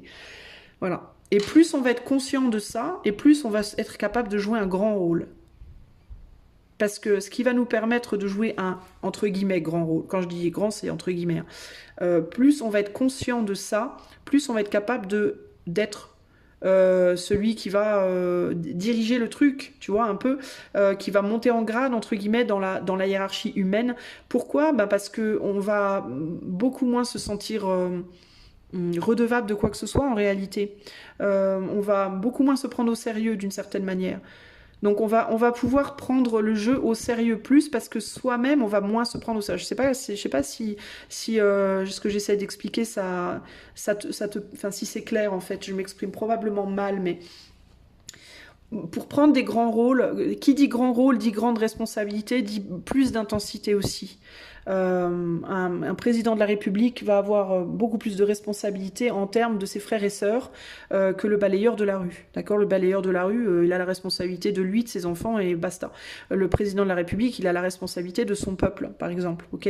Donc ses choix, la manière dont il va traiter son peuple va provoquer des émotions, des intensités énormes, de foule, de masses qui sont très très grosses, très très fortes, très très lourdes, qu'il ou elle va devoir encaisser. Et pour pouvoir encaisser ça, il faut ne pas prendre la vie au sérieux, en fait. Trop. Et ne pas prendre la vie au sérieux, ça ne veut pas dire ne pas prendre la terre ou le ciel au sérieux, ça veut dire ne pas prendre le théâtre au sérieux. Je pense que les gens qui sont très élevés dans la hiérarchie mondiale sont les gens qui ont compris et qui ont parfaitement intégré que la vie est un théâtre. Ce n'est qu'un grand théâtre. Donc, on peut prendre très au sérieux le jeu du théâtre, d'accord? Mais tout en gardant à l'esprit que ce n'est qu'un jeu et que donc les conséquences de nos actes, le fait de faire le bien, le mal, tout ça, machin, ce n'est que le jeu, en fait. C'est juste le jeu. On va mourir au bout d'un moment et tout ça, ça sera fini. Tu vois, ça va être balayé. Et les gens qui sont tout au-dessus de la pyramide, entre guillemets, ils s'amusent en réalité. Ils jouent. Et les gens qui sont tout en bas, comme toi et moi, on le prend très durement parce que nous, le problème qu'on a, nous, c'est que comme on est tout en bas, on ne voit pas les choses avec beaucoup d'altitude et on n'a pas suffisamment conscience que l'on est dans un jeu de théâtre en fait et que même si les choses nous paraissent dures, en vrai elles sont pas dures. Un enfant qui joue à la marchande avec un autre enfant va se prendre très au sérieux, souvent il y a les enfants qui vont vraiment garder à l'esprit que ce n'est qu'un jeu, mais il y en a qui vont vraiment se mettre dans le truc quoi, qui vont tellement s'imprégner du jeu que par exemple si la marchande dit à un moment donné ah non tu peux pas acheter ces légumes, t'as pas assez d'argent, t'as des enfants ils vont pleurer. Et le père et la mère vont arriver en mode « Mais mon chéri, c'est juste un jeu, arrête !» C'est qu'un jeu. Oui, mais moi, il m'a pas donné, moi j'ai pas assez de sous. Tu sais, les enfants, quand tu joues au Monopoly, quand tu joues aux petits chevaux, et ils perdent, et ils pleurent, et ils crient, et ils font des crises de nerfs, bah c'est nous, quand le président nous dit non, non, on vous coupe les aides. Ah pourquoi? Parce qu'on perd conscience qu'on est dans un jeu, on se prend extrêmement au sérieux en fait, on prend le truc grave au sérieux, alors qu'en réalité ce n'est qu'un jeu. Et ces gens-là, le président par exemple, il le sait, ils le savent. Le président qui va se foutre de toi si tu pleures parce qu'on te coupe une aide, ça va être ton grand frère ou ta grande sœur qui, quand tu jouais au Monopoly, te disait mais putain arrête de pleurer, tu fais chier, c'est un jeu quoi, c'est bon. Oh là là, tu vois ce que je veux dire? Sauf que toi, tu prenais tellement le truc au sérieux, t'étais tellement en mode, moi je dois mériter, t'avais tellement besoin de te prouver, tu vois, t'avais tellement cette espèce de pseudo-culpabilité en toi que tu devais être en mode, non mais moi, il faut que je gagne, si je gagne pas, c'est la cata. Tu vois, et en gros, on est en train de te dire, wow, wow, wow, wow, wow, calme-toi, oulala, ce n'est qu'un jeu. Ce n'est qu'un jeu. Et un jeu, c'est un cadeau. Un jeu, ça doit être fun. Ça doit pas être grave. Ça doit pas être une terreur. Ça doit pas être terrifiant. Ce n'est qu'un jeu. Ok, choix 2. Donc toi, c'est vraiment la perception vers laquelle on te dit d'aller. On te dit de te déconnecter des autres personnes autour de toi comme étant inférieures ou supérieures à toi. On te demande d'arrêter de te sentir redevable de tout dans ce monde, pas redevable mais méritant ou méritante de tout dans ce monde, et on te dit de bien comprendre et de revenir véritablement à cette compréhension que tu n'es pas le père ou la mère, l'autre n'est pas le père ou la mère, le père ou la mère c'est Dieu et la terre, toi tu n'es qu'un enfant avec plein d'autres enfants, dans le jardin d'enfants. Le jardin d'Éden en fait y est déjà. D'accord? C'est en même temps. Et ça peut devenir l'enfer selon comment tu te positionnes, justement. Si tu gardes toujours à l'esprit que ce n'est qu'un jeu, ce sera un jardin d'Éden, cette vie, cette terre, pour toi. Par contre, si tu commences à prendre ça très au sérieux et que tu perds de vue qui sont tes parents et qui sont les enfants, alors ça va devenir un enfer. Tu vois les gens qui sont en mode « Oh, on se demande où a été localisé le jardin d'Éden avant, on va chercher peut-être à Jérusalem, peut-être... » Le jardin d'Éden, t'y es déjà, mon ami. T'y es déjà dans le jardin d'Éden. C'est Dieu qui t'y a mis. T'es déjà rentré dans le jardin d'Éden. C'est pas le jardin d'Éden, il est à droite et l'enfer c'est à gauche. Les deux ne font qu'un. Tu as toi-même en toi le paradis et l'enfer déjà. Tu es ton propre paradis ou ton propre enfer. Tout va dépendre de ta perception. Tu vois, on dirait que ça c'est un œil et que ça c'est ta vision des choses. Tu vois, ton œil, il est dans la terre, ton œil est organique, il fait partie de la terre, mais la vision, elle vient du ciel. D'accord? Donc, ce qui va changer la donne pour toi, c'est ta perception des choses. C'est pas pour rien que cette carte, elle est tombée comme ça, hein, mon ami. Hein. Elle est tombée comme ça parce que elle montre quelque chose. Elle montre. Elle projette, elle reçoit. Elle donne et elle reçoit. Et toi, tu es entre les deux dans le jardin d'Éden. Tu vois? Le ciel, le jardin d'Éden, la terre. Tu comprends? Toi, tu es là, toi. Tu es le récepteur et tu es le transmetteur. Et tu es l'enfant aussi. Ok? L'enfant, c'est quoi? C'est celui qui vient des parents et qui va projeter vers le futur. Donc le récepteur, le transmetteur. Tu comprends?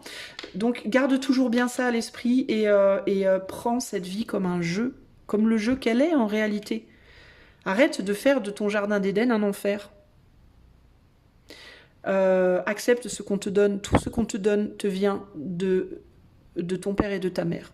Qui ne sont pas ton père et ta mère en os et en chair, mais ton père et ta mère énergétique. Ok? Allez, je te tire 3 petites cartes. Je vais choisir pour 3. Alors, conseil 1 pour le choix 2. Élève tes pensées pour que tes mots s'envolent avec dignité. L'élégance des gestes sincères vaut 1000 fois celle des apparences.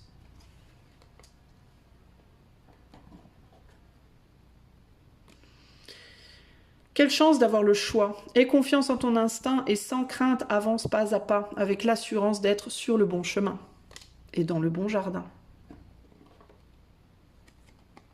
les connaissances, de toutes les connaissances. Conjugue l'essence à l'expérience. Tout le reste n'est que futilité.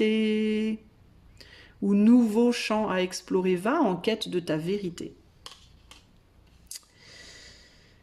Continue de chercher, continue d'avancer, continue d'explorer, continue de profiter du jardin dans lequel tu es. Ok?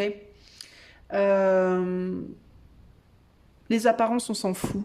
Si les personnes autour de toi portent une médaille, s'ils portent un képier de policier, s'ils portent un vêtement de l'armée, s'ils portent un costard de président, s'ils portent... c'est les apparences. Ça, c'est juste les apparences. Mais en réalité, au fond, tout au fond, vous êtes pareils. On est tous des frères et sœurs, ok? Donc continue à explorer avec la boussole, continue à chercher ton chemin, ta voie à toi. Continue d'avancer, continue d'explorer le jardin et va en quête de ta propre vérité. Ok? Exprime ce que tu as à exprimer, accepte ce qui vient à toi et juste apprécie en fait le voyage de ta vie. C'est aussi simple que ça. Apprécie le voyage de ta vie. J'ai aussi l'impression que toi, peut-être tu cherches un chemin et c'est comme si toutes les directions étaient ouvertes pour toi. C'est comme s'il n'y avait pas d'erreur possible pour toi. Il y a vraiment ça ici. Il y a l'idée de... Mais il n'y a pas d'erreur en fait. Quand tu vas au jardin d'enfants, t'as envie d'aller au toboggan, va au toboggan. Tu vas aller au tourniquet, va au tourniquet. Tu veux... Il n'y a pas de bon ou de mauvais choix en fait. Va explorer, explore au maximum. Explore au maximum. On est sur un chevalier de bâton, ici sur un prince de bâton. Va agir, en fait, rentre en action. Va faire et créer et réaliser tout ce que tu as à faire. Je pense que tu as des... Gébo, c'est aussi la rune du don, du potentiel, des capacités. Tu as beaucoup de capacités, tu as peut-être même de multiples capacités. Vas-y, vas-y. Montre de quoi tu es capable. Montre de quoi tu es capable. Tu vois, le costume du dandy, le chapeau et le nœud-pape, change de costume au gré de tes envies. Tu as le droit de changer de direction à n'importe quel moment. Tu as le droit d'être qui tu as envie d'être. Et personne n'a rien à dire de ça. Mis à part ton père et ta mère. Énergétique, ok? Je te fais des gros bisous, choix numéro 2. J'espère vraiment que ce tirage t'aidera à naviguer. Et je te dis à très bientôt. Ciao, ciao! Salut à toi, mamie qui a fait le choix numéro 3. Si tu as choisi la rune Ing, allez, c'est parti. On va tout de suite aller voir pour toi, mon ami. Qu'est-ce qu'on va aller voir? On va aller voir ce que... Là, je sais plus. Je suis perturbée du choix 2 qui était très intense. Ah oui, quelle croyance on te demande de laisser derrière choix numéro 3? Quelle croyance, quelle idée, quelle vision des choses, quelle vérité on te demande de laisser derrière toi, choix numéro 3. Allez, c'est parti. Pour le choix 3.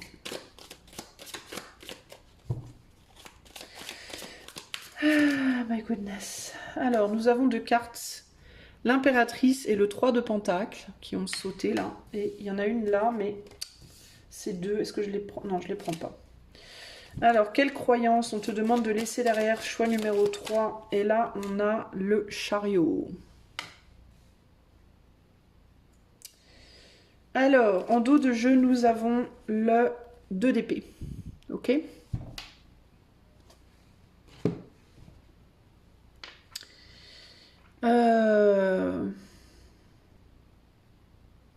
Alors, je te demande un instant. La croyance que tu as raté quelque chose, j'ai l'impression ici. C'est la première chose qui me vient.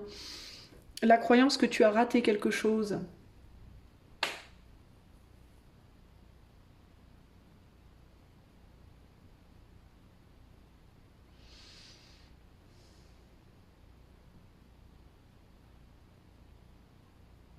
La croyance que tu as raté quelque chose, la croyance aussi peut-être que tu n'es pas à la hauteur de quelque chose ou de quelqu'un.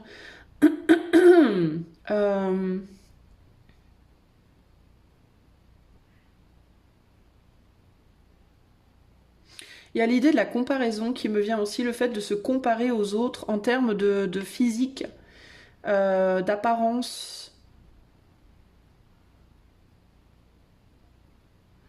d'énergie, d'apparence, je sais pas, il y a tout un tas de...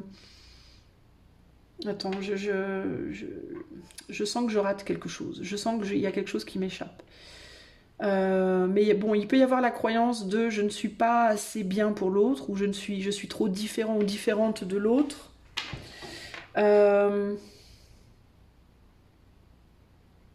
La croyance que des choses qui sont très différentes ne peuvent pas marcher ensemble, ne peuvent pas fonctionner ensemble.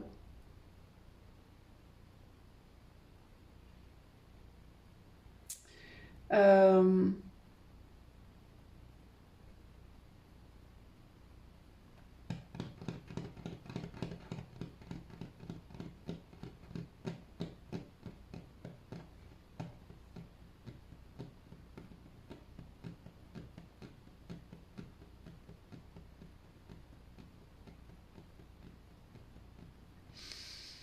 Il peut y avoir aussi une forme de croyance ici en mode je vaux mieux que l'autre. Je suis plus...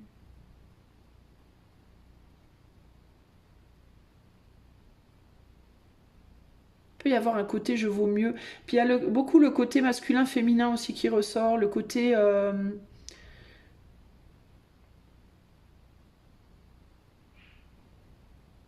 Il peut y avoir quelque chose par rapport à la connaissance. Alors, il peut y avoir le côté ici,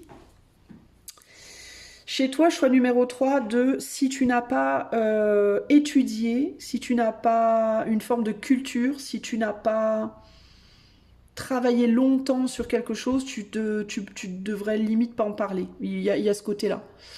Il y a le côté, l'intuition en mode un peu, comment dire, l'intuition en mode un peu freestyle.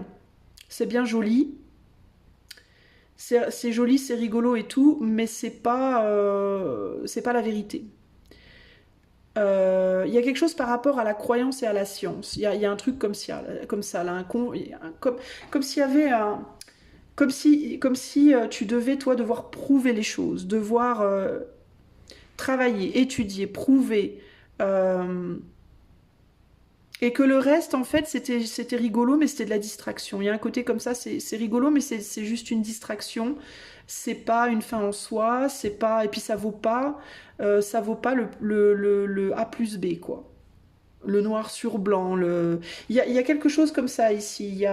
Et on peut pas tout mélanger. On peut pas tout mélanger. On peut pas mélanger l'un et l'autre. C'est pas possible. On peut pas. Tu vois, il y a un truc comme ça ici.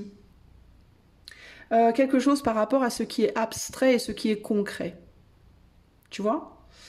Euh,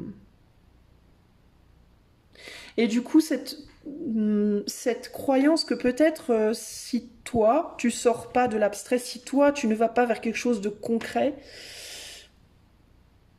alors ce que tu fais, ça vaut pas grand-chose. Il peut y avoir ce côté-là. Le côté, je dois travailler à prouver que.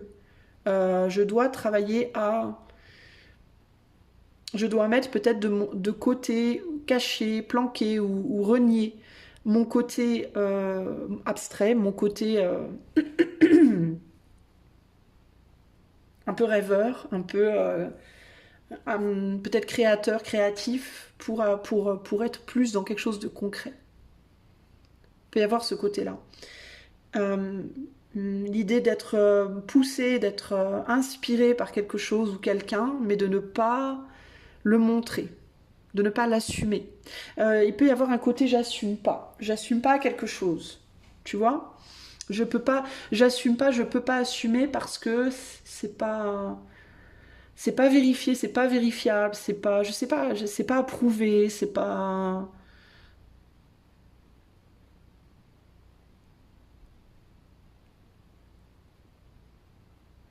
Et du coup, comme tu arrives pas à assumer quelque chose, une partie de toi, je pense qu'il y a une partie de toi que tu n'arrives pas à assumer. Parce que c'est pas concret, parce que c'est pas vérifiable, parce que c'est pas socialement acceptable, parce que c'est pas. Tu vois.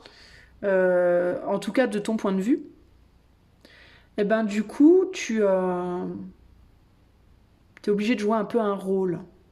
Tu es obligé de te mettre un peu en scène.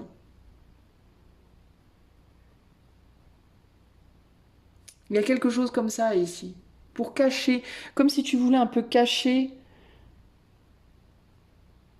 un côté de ta personne qui te perturbe. Il me vient le monde du cinéma ici, c'est bizarre. Il me vient le monde des films et du cinéma. Alors peut-être que toi, tu es dans les films ou dans le cinéma, je ne sais pas. Mais il y a un côté... pourquoi ça me vient? Parce que déjà, j'ai l'impression que ce télescope-là, j'ai l'impression que c'est une caméra. J'ai l'impression que c'est quelqu'un qui filme un film, entre guillemets. Et que lui, là, il se met en scène sur son autruche. Et tu vois, c'est intéressant parce qu'il est habillé comme dans un film d'époque. Et il est petit. Il est de petite taille. Et on dirait qu'il est monté sur l'autruche pour se grandir. Tu vois? Donc il y a cette idée de je me sens petit ou petite, et du coup je me mets en scène de manière à ce qu'on me perçoive comme étant plus grand ou plus grande, tu vois.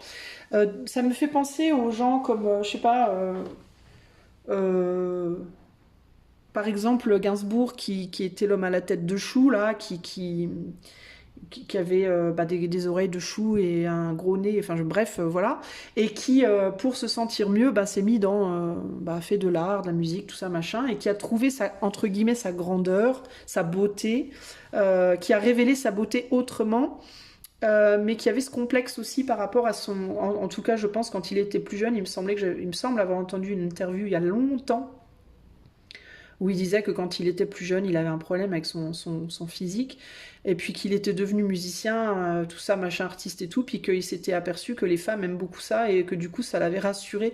Donc il y a un côté comme ça, tu vois... Enfin, je sais pas si c'est le meilleur exemple, en fait, Gainsbourg, mais bref, il y a ce côté, je vais me mettre en scène, je vais me mettre en scène pour gérer une partie de moi que j'arriverais pas à gérer si je me mettais pas en scène, en fait. Si j'étais vraiment juste moi. Si j'étais humble et simple. Il y a un côté comme ça, tu vois. Euh, Parce qu'il y a un problème de valeur ou de valorisation qu'on se donne pas à soi ou qu'on pense ne pas pouvoir avoir si on le fait pas. Mais c'est comme si en même temps, il y avait un regret, il y avait une forme de mélancolie par rapport au passé, par rapport à une forme de simplicité et une capacité à être dans quelque chose de plus simple, de plus facile. Alors, est-ce que toi, choix 3, on te dit pas, mais pourquoi en fait tu t'entêtes à vouloir jouer un rôle? Pourquoi est-ce que pourquoi est-ce que tu crois qu'il faut que tu joues un rôle pour être valorisé? Pourquoi est-ce que tu peux pas juste être toi?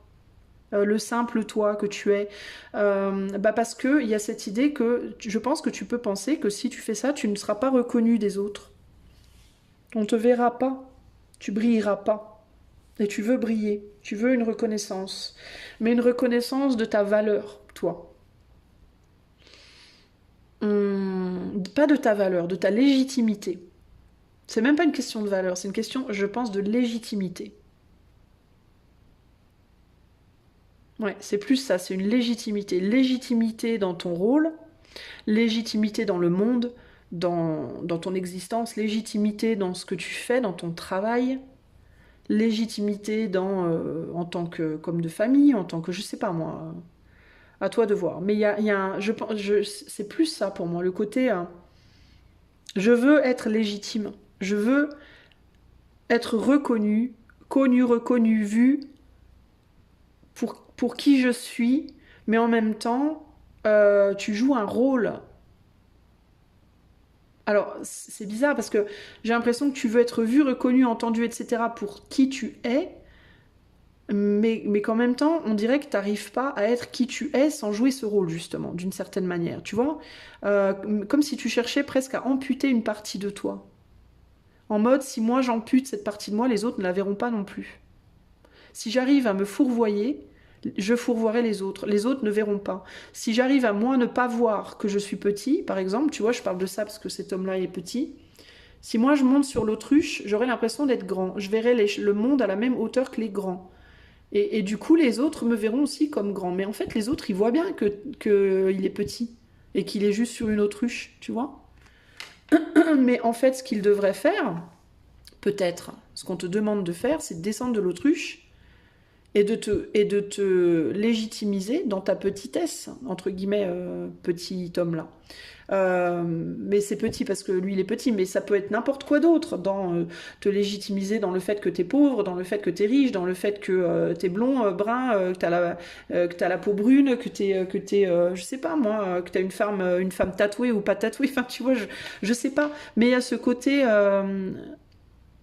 arrête de penser que tu dois te mettre en scène pour te faire croire à toi-même des choses et pour que les autres y croient, en fait. Tu vois, il y a quelque chose comme ça ici, là. Euh, Et il y a quelque chose par rapport au passé aussi. Comme si dans le passé, les choses étaient plus faciles, plus simples, et que tu étais plus toi, et que là, t'as changé quelque chose. T'as changé quelque chose. Je sais pas pourquoi. J'ai du mal vraiment à tout percevoir.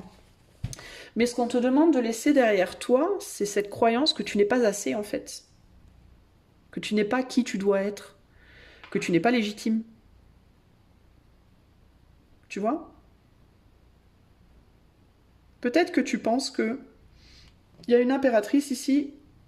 Alors peut-être que tu penses qu'une femme dans ta vie, ta mère ou une femme, ne s'intéressera pas à toi si tu ne montres pas un aspect de toi qui brille. Voilà, si tu ne te montres pas à la hauteur de quelque chose.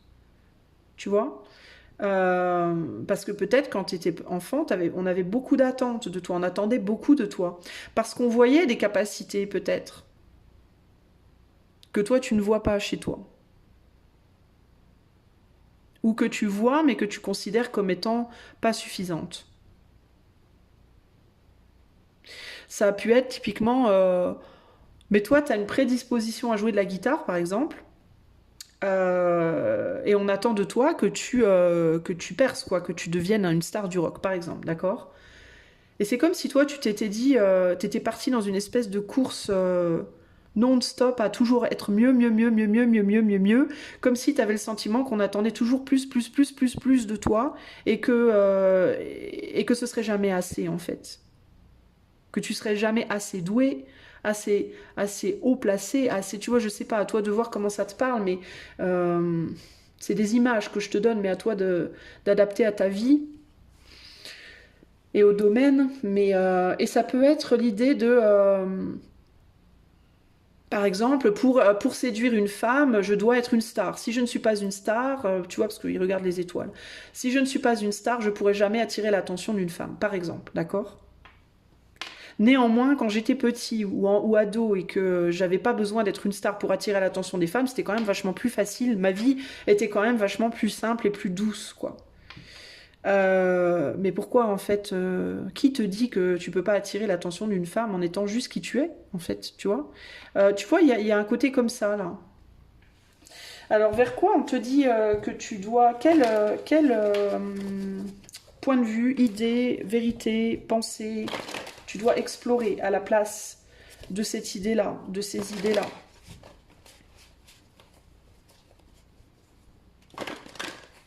Il peut s'agir aussi de ton monde intérieur et de ton monde extérieur qui ne sont pas les mêmes, hein. On peut avoir des personnes ici aussi qui sont très abstraits intérieurement dans leurs idées, dans leurs intuitions, dans leur je sais pas quoi, mais qui dans la matière doivent se montrer très concrets. Tu vois, par exemple, qui sont très doux intérieurement et qui doivent se montrer durs extérieurement, qui se montrent durs dans la vie, mais qui sont très doux à l'intérieur. Et encore une fois, il y a cette idée de oui, mais pour être vu, reconnu, etc. dans ce monde, je peux pas montrer ma sensibilité, je peux pas montrer ma douceur, je peux pas montrer gna gna gna gna gna. Parce que ça marcherait pas. J'aurais pas la reconnaissance, j'aurais pas le. Mais pourquoi? Genre, tu es un policier, mais tu es extrêmement médium. T'es très médium, t'as des capacités médiumniques de dingue. Eh ben, tu vas te dire, ouais, mais je peux pas montrer ça dans mon boulot parce que on va me prendre pour un allumé et on va me retirer mes enquêtes, par exemple, tu vois. Parce que pour faire des enquêtes, genre des preuves concrètes, gna gna gna.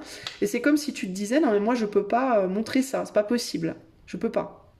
Alors que si ça se trouve, tes capacités médiumniques seraient un atout de ouf dans tes enquêtes. Tu vois ce que je veux dire? pour retrouver des gens perdus, pour retrouver des meurtriers, pour je sais pas moi, tu vois. Et c'est ça qu'on te dit, on te dit peut-être, sors de cette croyance, peut-être que tu dois amputer une partie de qui tu es pour obtenir cette validation, tu vois ce que je veux dire? Et je pense que dans le passé, tu étais plus toi, et que tu as dû comme amputer, comme sacrifier quelque chose. Une vision des choses, une manière de faire, une manière de voir, une manière de t'exprimer. Parce que pour obtenir un poste, pour obtenir je sais pas, une reconnaissance, une légitimité, tu vois. Et du coup, comme tu as fait ça aussi, tu peux être quelqu'un qui a aussi un souci à accepter les gens comme toi. C'est-à-dire les gens... Alors, ou bien les gens qui font pareil que toi, parce que du coup, tu te vois un peu en miroir chez eux et ça te perturbe, parce que c'est quelque chose qui te gonfle chez toi, mais que tu n'assumes pas. Donc, les gens qui font la même chose que toi, ben, ça peut t'agacer. Ou alors, tu peux avoir aussi une difficulté à accepter ou à gérer les gens qui eux, s'assument totalement. Tu vois, ça peut être source de frustration pour toi. Alors, qu'est-ce que, du coup, tu dois... quelle idée tu dois explorer maintenant, choix 3 dans ta vie? Qu'est-ce qu'on te demande d'explorer comme idée, comme une nouvelle façon de voir les choses? Alors, on a le 5 de coupe qui est tombé comme ça. Donc, je la mets comme ça. Ensuite, on a le choix 3. Quelle idée à explorer pour le choix 3? On a le... le pape. Le pape. Enfin, c'est dit Anta, mais je ne sais pas ce que ça veut dire. Donc, je vais dire le pape. L'Antar. Je crois que je regarde. Et on a... on a la roue de la fortune qui est tombée avec cette carte-là, comme ça. La prêtresse. Oh, on a le pape et la prêtresse. C'est fort. On a le pape et la prêtresse. On a un couple. Bon. Qu'est-ce qu'on me dit? Et en dos de jeu, on a le 9 de triaxe qui est déjà tombé dans le choix 2. Intéressant. Donc du coup, peut-être qu'il te faut aussi regarder le choix numéro 2, choix 1. Choix 3, pardon. Ou peut-être que tu es en couple avec une personne dans ta vie qui, elle, correspondrait plus au choix 2 à voir. Ok. Bref, alors, qu'est-ce qu'on me dit ici? Qu'est-ce qu'on te demande d'explorer? La première chose qui me vient, projeter ton monde intérieur.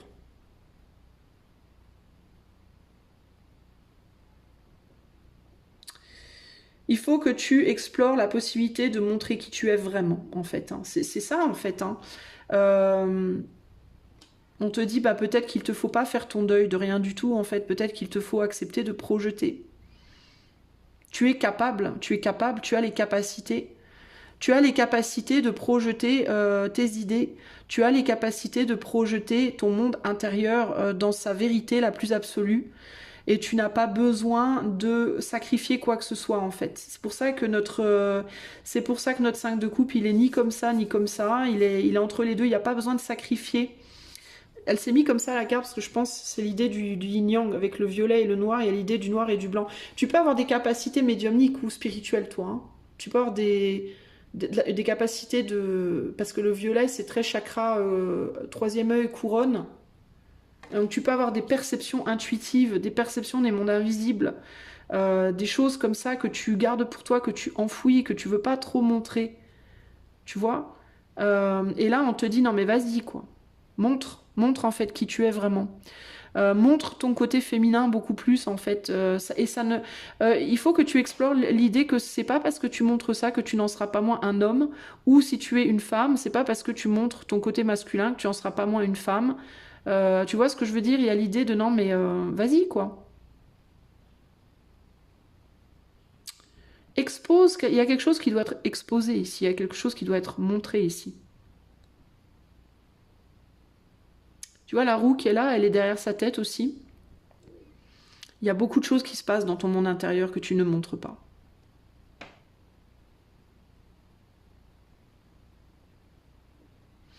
Et c'est très dommage que tu le montres pas. Et d'ailleurs, il y a la roue aussi derrière sa tête à elle.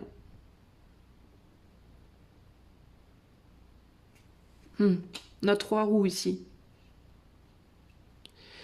Euh, Il y a aussi l'idée de montrer tous tes états d'âme, pas seulement quand tu es heureux ou heureuse, pas seulement quand tu es malheureux, malheureuse, mais aussi l'opposé, enfin que tu montres toutes les couleurs de qui tu es en fait. Hein. C'est des choses qui t'ont été données, des capacités, des dons, des perceptions, une sensibilité, des idées, une créativité qui t'ont été données pour une raison. Et si tu amputes cette partie de toi, ben tu n'es pas vraiment toi en fait. Il y a un besoin de comprendre que toi, c'est ton masculin et ton féminin, ce n'est pas que l'un ou que l'autre.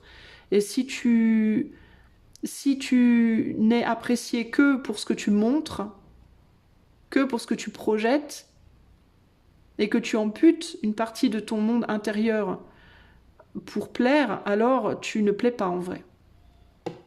Tu penses que tu plais, mais tu plais pas, parce que c'est pas vraiment toi.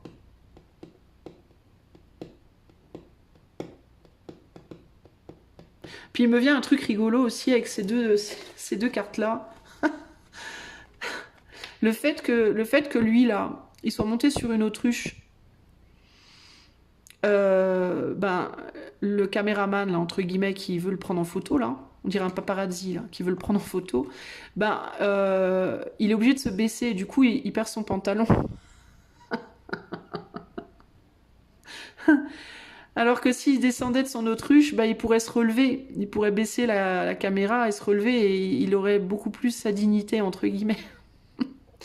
Il y a une femme ici dans l'histoire, hein. Donc il y a aussi l'idée de, il y a un problème par rapport au féminin. Est-ce que toi, tu as un problème avec les femmes en général ou avec le féminin? Est-ce que tu as tendance à vouloir... euh, est-ce que tu as tendance à... Je vais pas dire dénigrer, te dénigrer en tant que femme, à te mettre en position d'infériorité par rapport aux hommes, ou si tu es un homme, à mettre la femme comme inférieure à toi? C'est peut-être pour ça que parce que là, bon, il la traîne, hein, il la traîne dans sa calèche, mais bon, il est supérieur. Il s'est mis en position de supériorité alors qu'il est petit, en fait.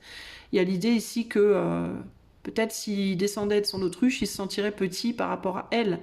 Et ça peut être problématique. Pourquoi? Parce qu'il refoule le féminin en lui, en fait. Le féminin en lui est refoulé. Et donc, extérieurement, automatiquement, s'il refoule son féminin, il va se comporter un peu, peut-être comme un goujat, un peu. Mais c'est bizarre, hein, il y a plein de choses qui me viennent là, mais il peut y avoir une dévalorisation du féminin ou une dévalorisation de la femme. Ben, ou bien parce qu'on t'a éduqué comme ça, ou bien parce qu'on t'a éduqué à te faire toute petite, à être limite, tu vois, à te mettre dans une position comme ça, d'être limite invisible. Ou alors, si t'es un homme, bah, on t'a éduqué à... comme ça, quoi. Ta mère était peut-être invisible comme ça, un peu, tu vois. Peut-être aussi que ta mère, elle était très absorbée dans ces mondes oniriques. Parce qu'on a une impératrice ici qui regarde... une impératrice qui regarde, on est sur un 2 d'épée, quelque chose qui s'en va, là, mais qui est très perché, un peu, tu vois. Elle a l'air un peu perchée. Alors peut-être qu'elle est partie aussi, peut-être qu'elle est décédée, ta mère. Mais on a quelqu'un d'un peu perché, comme ça, qui est un peu parti. Alors ça peut être une mère qui était peut-être peu présente émotionnellement, qui était peut-être absorbée justement par d'autres mondes, par d'autres trucs, qui était un peu perché, qui était un peu... et qui était pas mal effacée. Peut-être aussi dans son couple et qui du coup s'imposait par rapport à ses enfants, mais pas par rapport à son homme aussi peut-être. On a plusieurs choses là qui viennent, mais il y a cette idée que du coup, est-ce que tu prends pas un peu... Alors si t'es un homme, est-ce que tu prends pas un petit peu une revanche par rapport à ça? En mode, on m'a assez... Peut-être que t'avais une mère qui était un peu autoritaire par exemple, et un peu perchée, qui était peut-être pas émotionnellement très présente pour toi, typiquement, mais qui pouvait être plus émotionnellement présente pour ton père, plus dédiée à ton père, qui lui était plus un père plus sévère, mais qui la traitait aussi peut-être elle pas très bien, ou qui s'il la traitait bien, bah, la traitait bien, mais bon, n'en faisait pas plus qu'à que ça. Mais tu vois, il y a... Et on dirait que tu cherches un... C'est comme si en toi, tu cherchais comme à réconcilier un peu les deux, mais que tu avais beaucoup du mal, en fait. Tu as du mal à le faire. Et du coup, tu peux... Alors le truc, c'est que du coup, tu peux avoir une sensibilité très féminine, mais extérieurement, ne pas vouloir le montrer, parce que c'est comme si du coup, comme ta mère... Alors, si t'es un homme, tu peux être un homme avec une sensibilité très féminine, mais tu veux pas être ta mère parce que t'es un homme. Donc tu veux pas te comporter comme ta mère, donc tu vas tout faire pour te mettre en avant, pour être l'homme, entre guillemets. Si t'es une femme, bah tu vas peut-être pas vouloir être comme ta mère, tu vois, donc tu vas te montrer très masculine. Alors qu'en réalité, ta part de féminité, elle est magnifique, que tu sois homme ou femme d'ailleurs. Ta part de féminité est magnifique et puissante et belle, et que ce ne serait qu'à ton avantage de l'honorer en fait, hein, véritablement. Et si tu es un homme en couple avec une femme, ou une femme en couple avec un homme, mais c'est un peu con ce que je suis en train de dire, mais bref, ça serait beaucoup plus à ton avantage d'honorer ta femme et de la mettre à tes côtés, ni devant toi ni derrière toi, mais à côté de toi. Et si tu es une femme, bah, te mettre aux côtés de ton mari, ni devant ni derrière, mais à côté en fait. La puissance serait décuplée en réalité, et personne n'y perdrait. Et tu peux avoir peur d'y perdre, tu vois, que ça t'amoindrisse. Il y a un côté comme ça. Il y a un côté, si je mets le féminin en avant, ça va m'amoindrir. Et je ne veux pas être amoindrie. Mais ça, c'est uniquement ta propre perception. Une perception ancienne, qui te vient d'un temps ancien. Mais c'est pas une réalité en fait. Tu vois, ça ne ferait que te renforcer en réalité, ça ne t'amoindrirait pas du tout, bien au contraire. Et il peut y avoir l'idée d'être en compétition avec les femmes, si tu es un homme aussi, il peut y avoir une idée de compétition avec les femmes. Si tu es une femme aussi d'ailleurs, tu peux avoir une tendance à te mettre en compétition avec les hommes, en mode je veux surtout pas qu'on me passe devant, donc il peut y avoir un côté un peu je t'écrase avant que tu m'écrases. Je te pousse derrière avant que tu me pousses derrière. Je me mets en avant avant que tu te mettes en avant. Tu vois, il peut y avoir un côté comme ça. Un côté couple compétiteur, tu vois.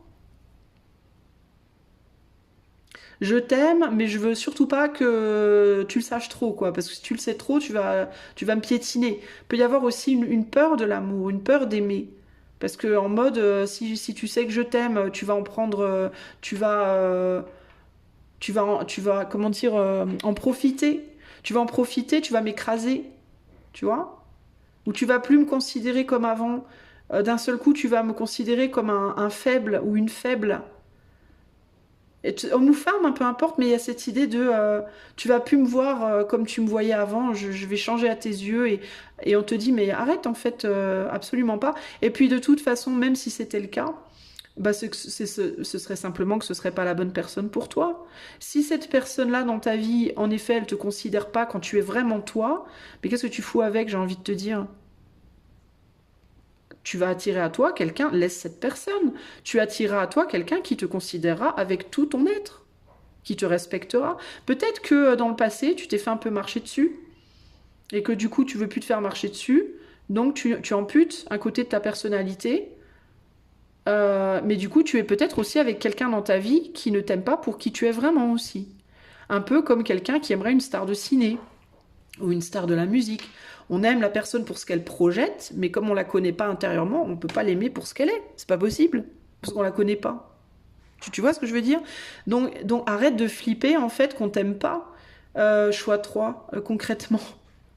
Si la personne avec qui tu es, si tu changes et que la personne avec qui tu es te rejette, c'est que la personne avec qui tu es, elle n'aimait qu'un côté de toi, mais pas ton entièreté. Et dans ce cas, mais qu'est-ce que tu fous avec cette personne?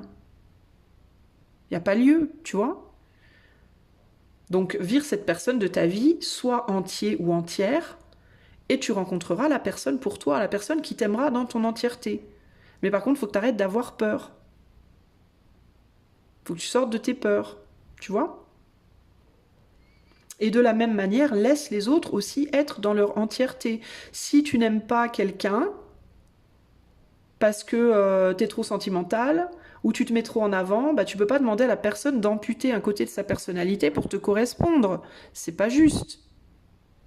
Donc si tu n'acceptes pas la personne pour ce qu'elle est entièrement, vire la personne de ta vie, enfin, ou laisse-la te virer de la sienne, mais n'impose pas à l'autre de devoir se modeler pour correspondre à l'image que tu veux avoir, en fait. C'est injuste, tu vois. C'est injuste pour toi, c'est injuste pour l'autre, en fait. Ok ? Allez, 3 conseils pour choix 3. 3 conseils supplémentaires. Hop là. Alors, les connaissances, de toutes les connaissances, conjuguent l'essence à l'expérience. Tout le reste n'est que futilité ou nouveau champ à explorer. Va en quête de ta vérité. La roue de la fortune tourne ronde folle. La vie virevolte et emporte nos croyances pour nous donner une autre chance de réussir, une nouvelle danse. Tente ta chance, mais dans ta vérité. Tente ta chance dans ta vérité. Souverain, partage tes richesses, qu'elles soient d'or, de temps ou de talent. Telle une semence avec sagesse, elles t'offriront pièces, monnaie et autres présents. Bah voilà, c'est exactement ce que je viens de te dire. Partage tes connaissances, ose le faire, tente ta chance et partage toutes tes richesses. Pas juste une part de tes richesses. Ne partage pas qu'un morceau de toi, partage-toi entièrement. Ton monde extérieur, ton monde intérieur. Montre à l'autre qui tu es dans toute ta splendeur. Si cette personne t'aime, tant mieux. Elle t'aimera pour qui tu es totalement. Si cette personne ne t'aime pas, laisse-la partir. Elle n'est pas pour toi. Il y a quelqu'un d'autre pour toi. En fait, c'est hyper simple. Et tu te compliques grave la vie. Ok ? Voilà, choix 3. Je te fais des gros bisous. J'espère que cela t'aidera dans ton cheminement. Et je te dis à très bientôt pour de nouvelles aventures. Ciao, ciao.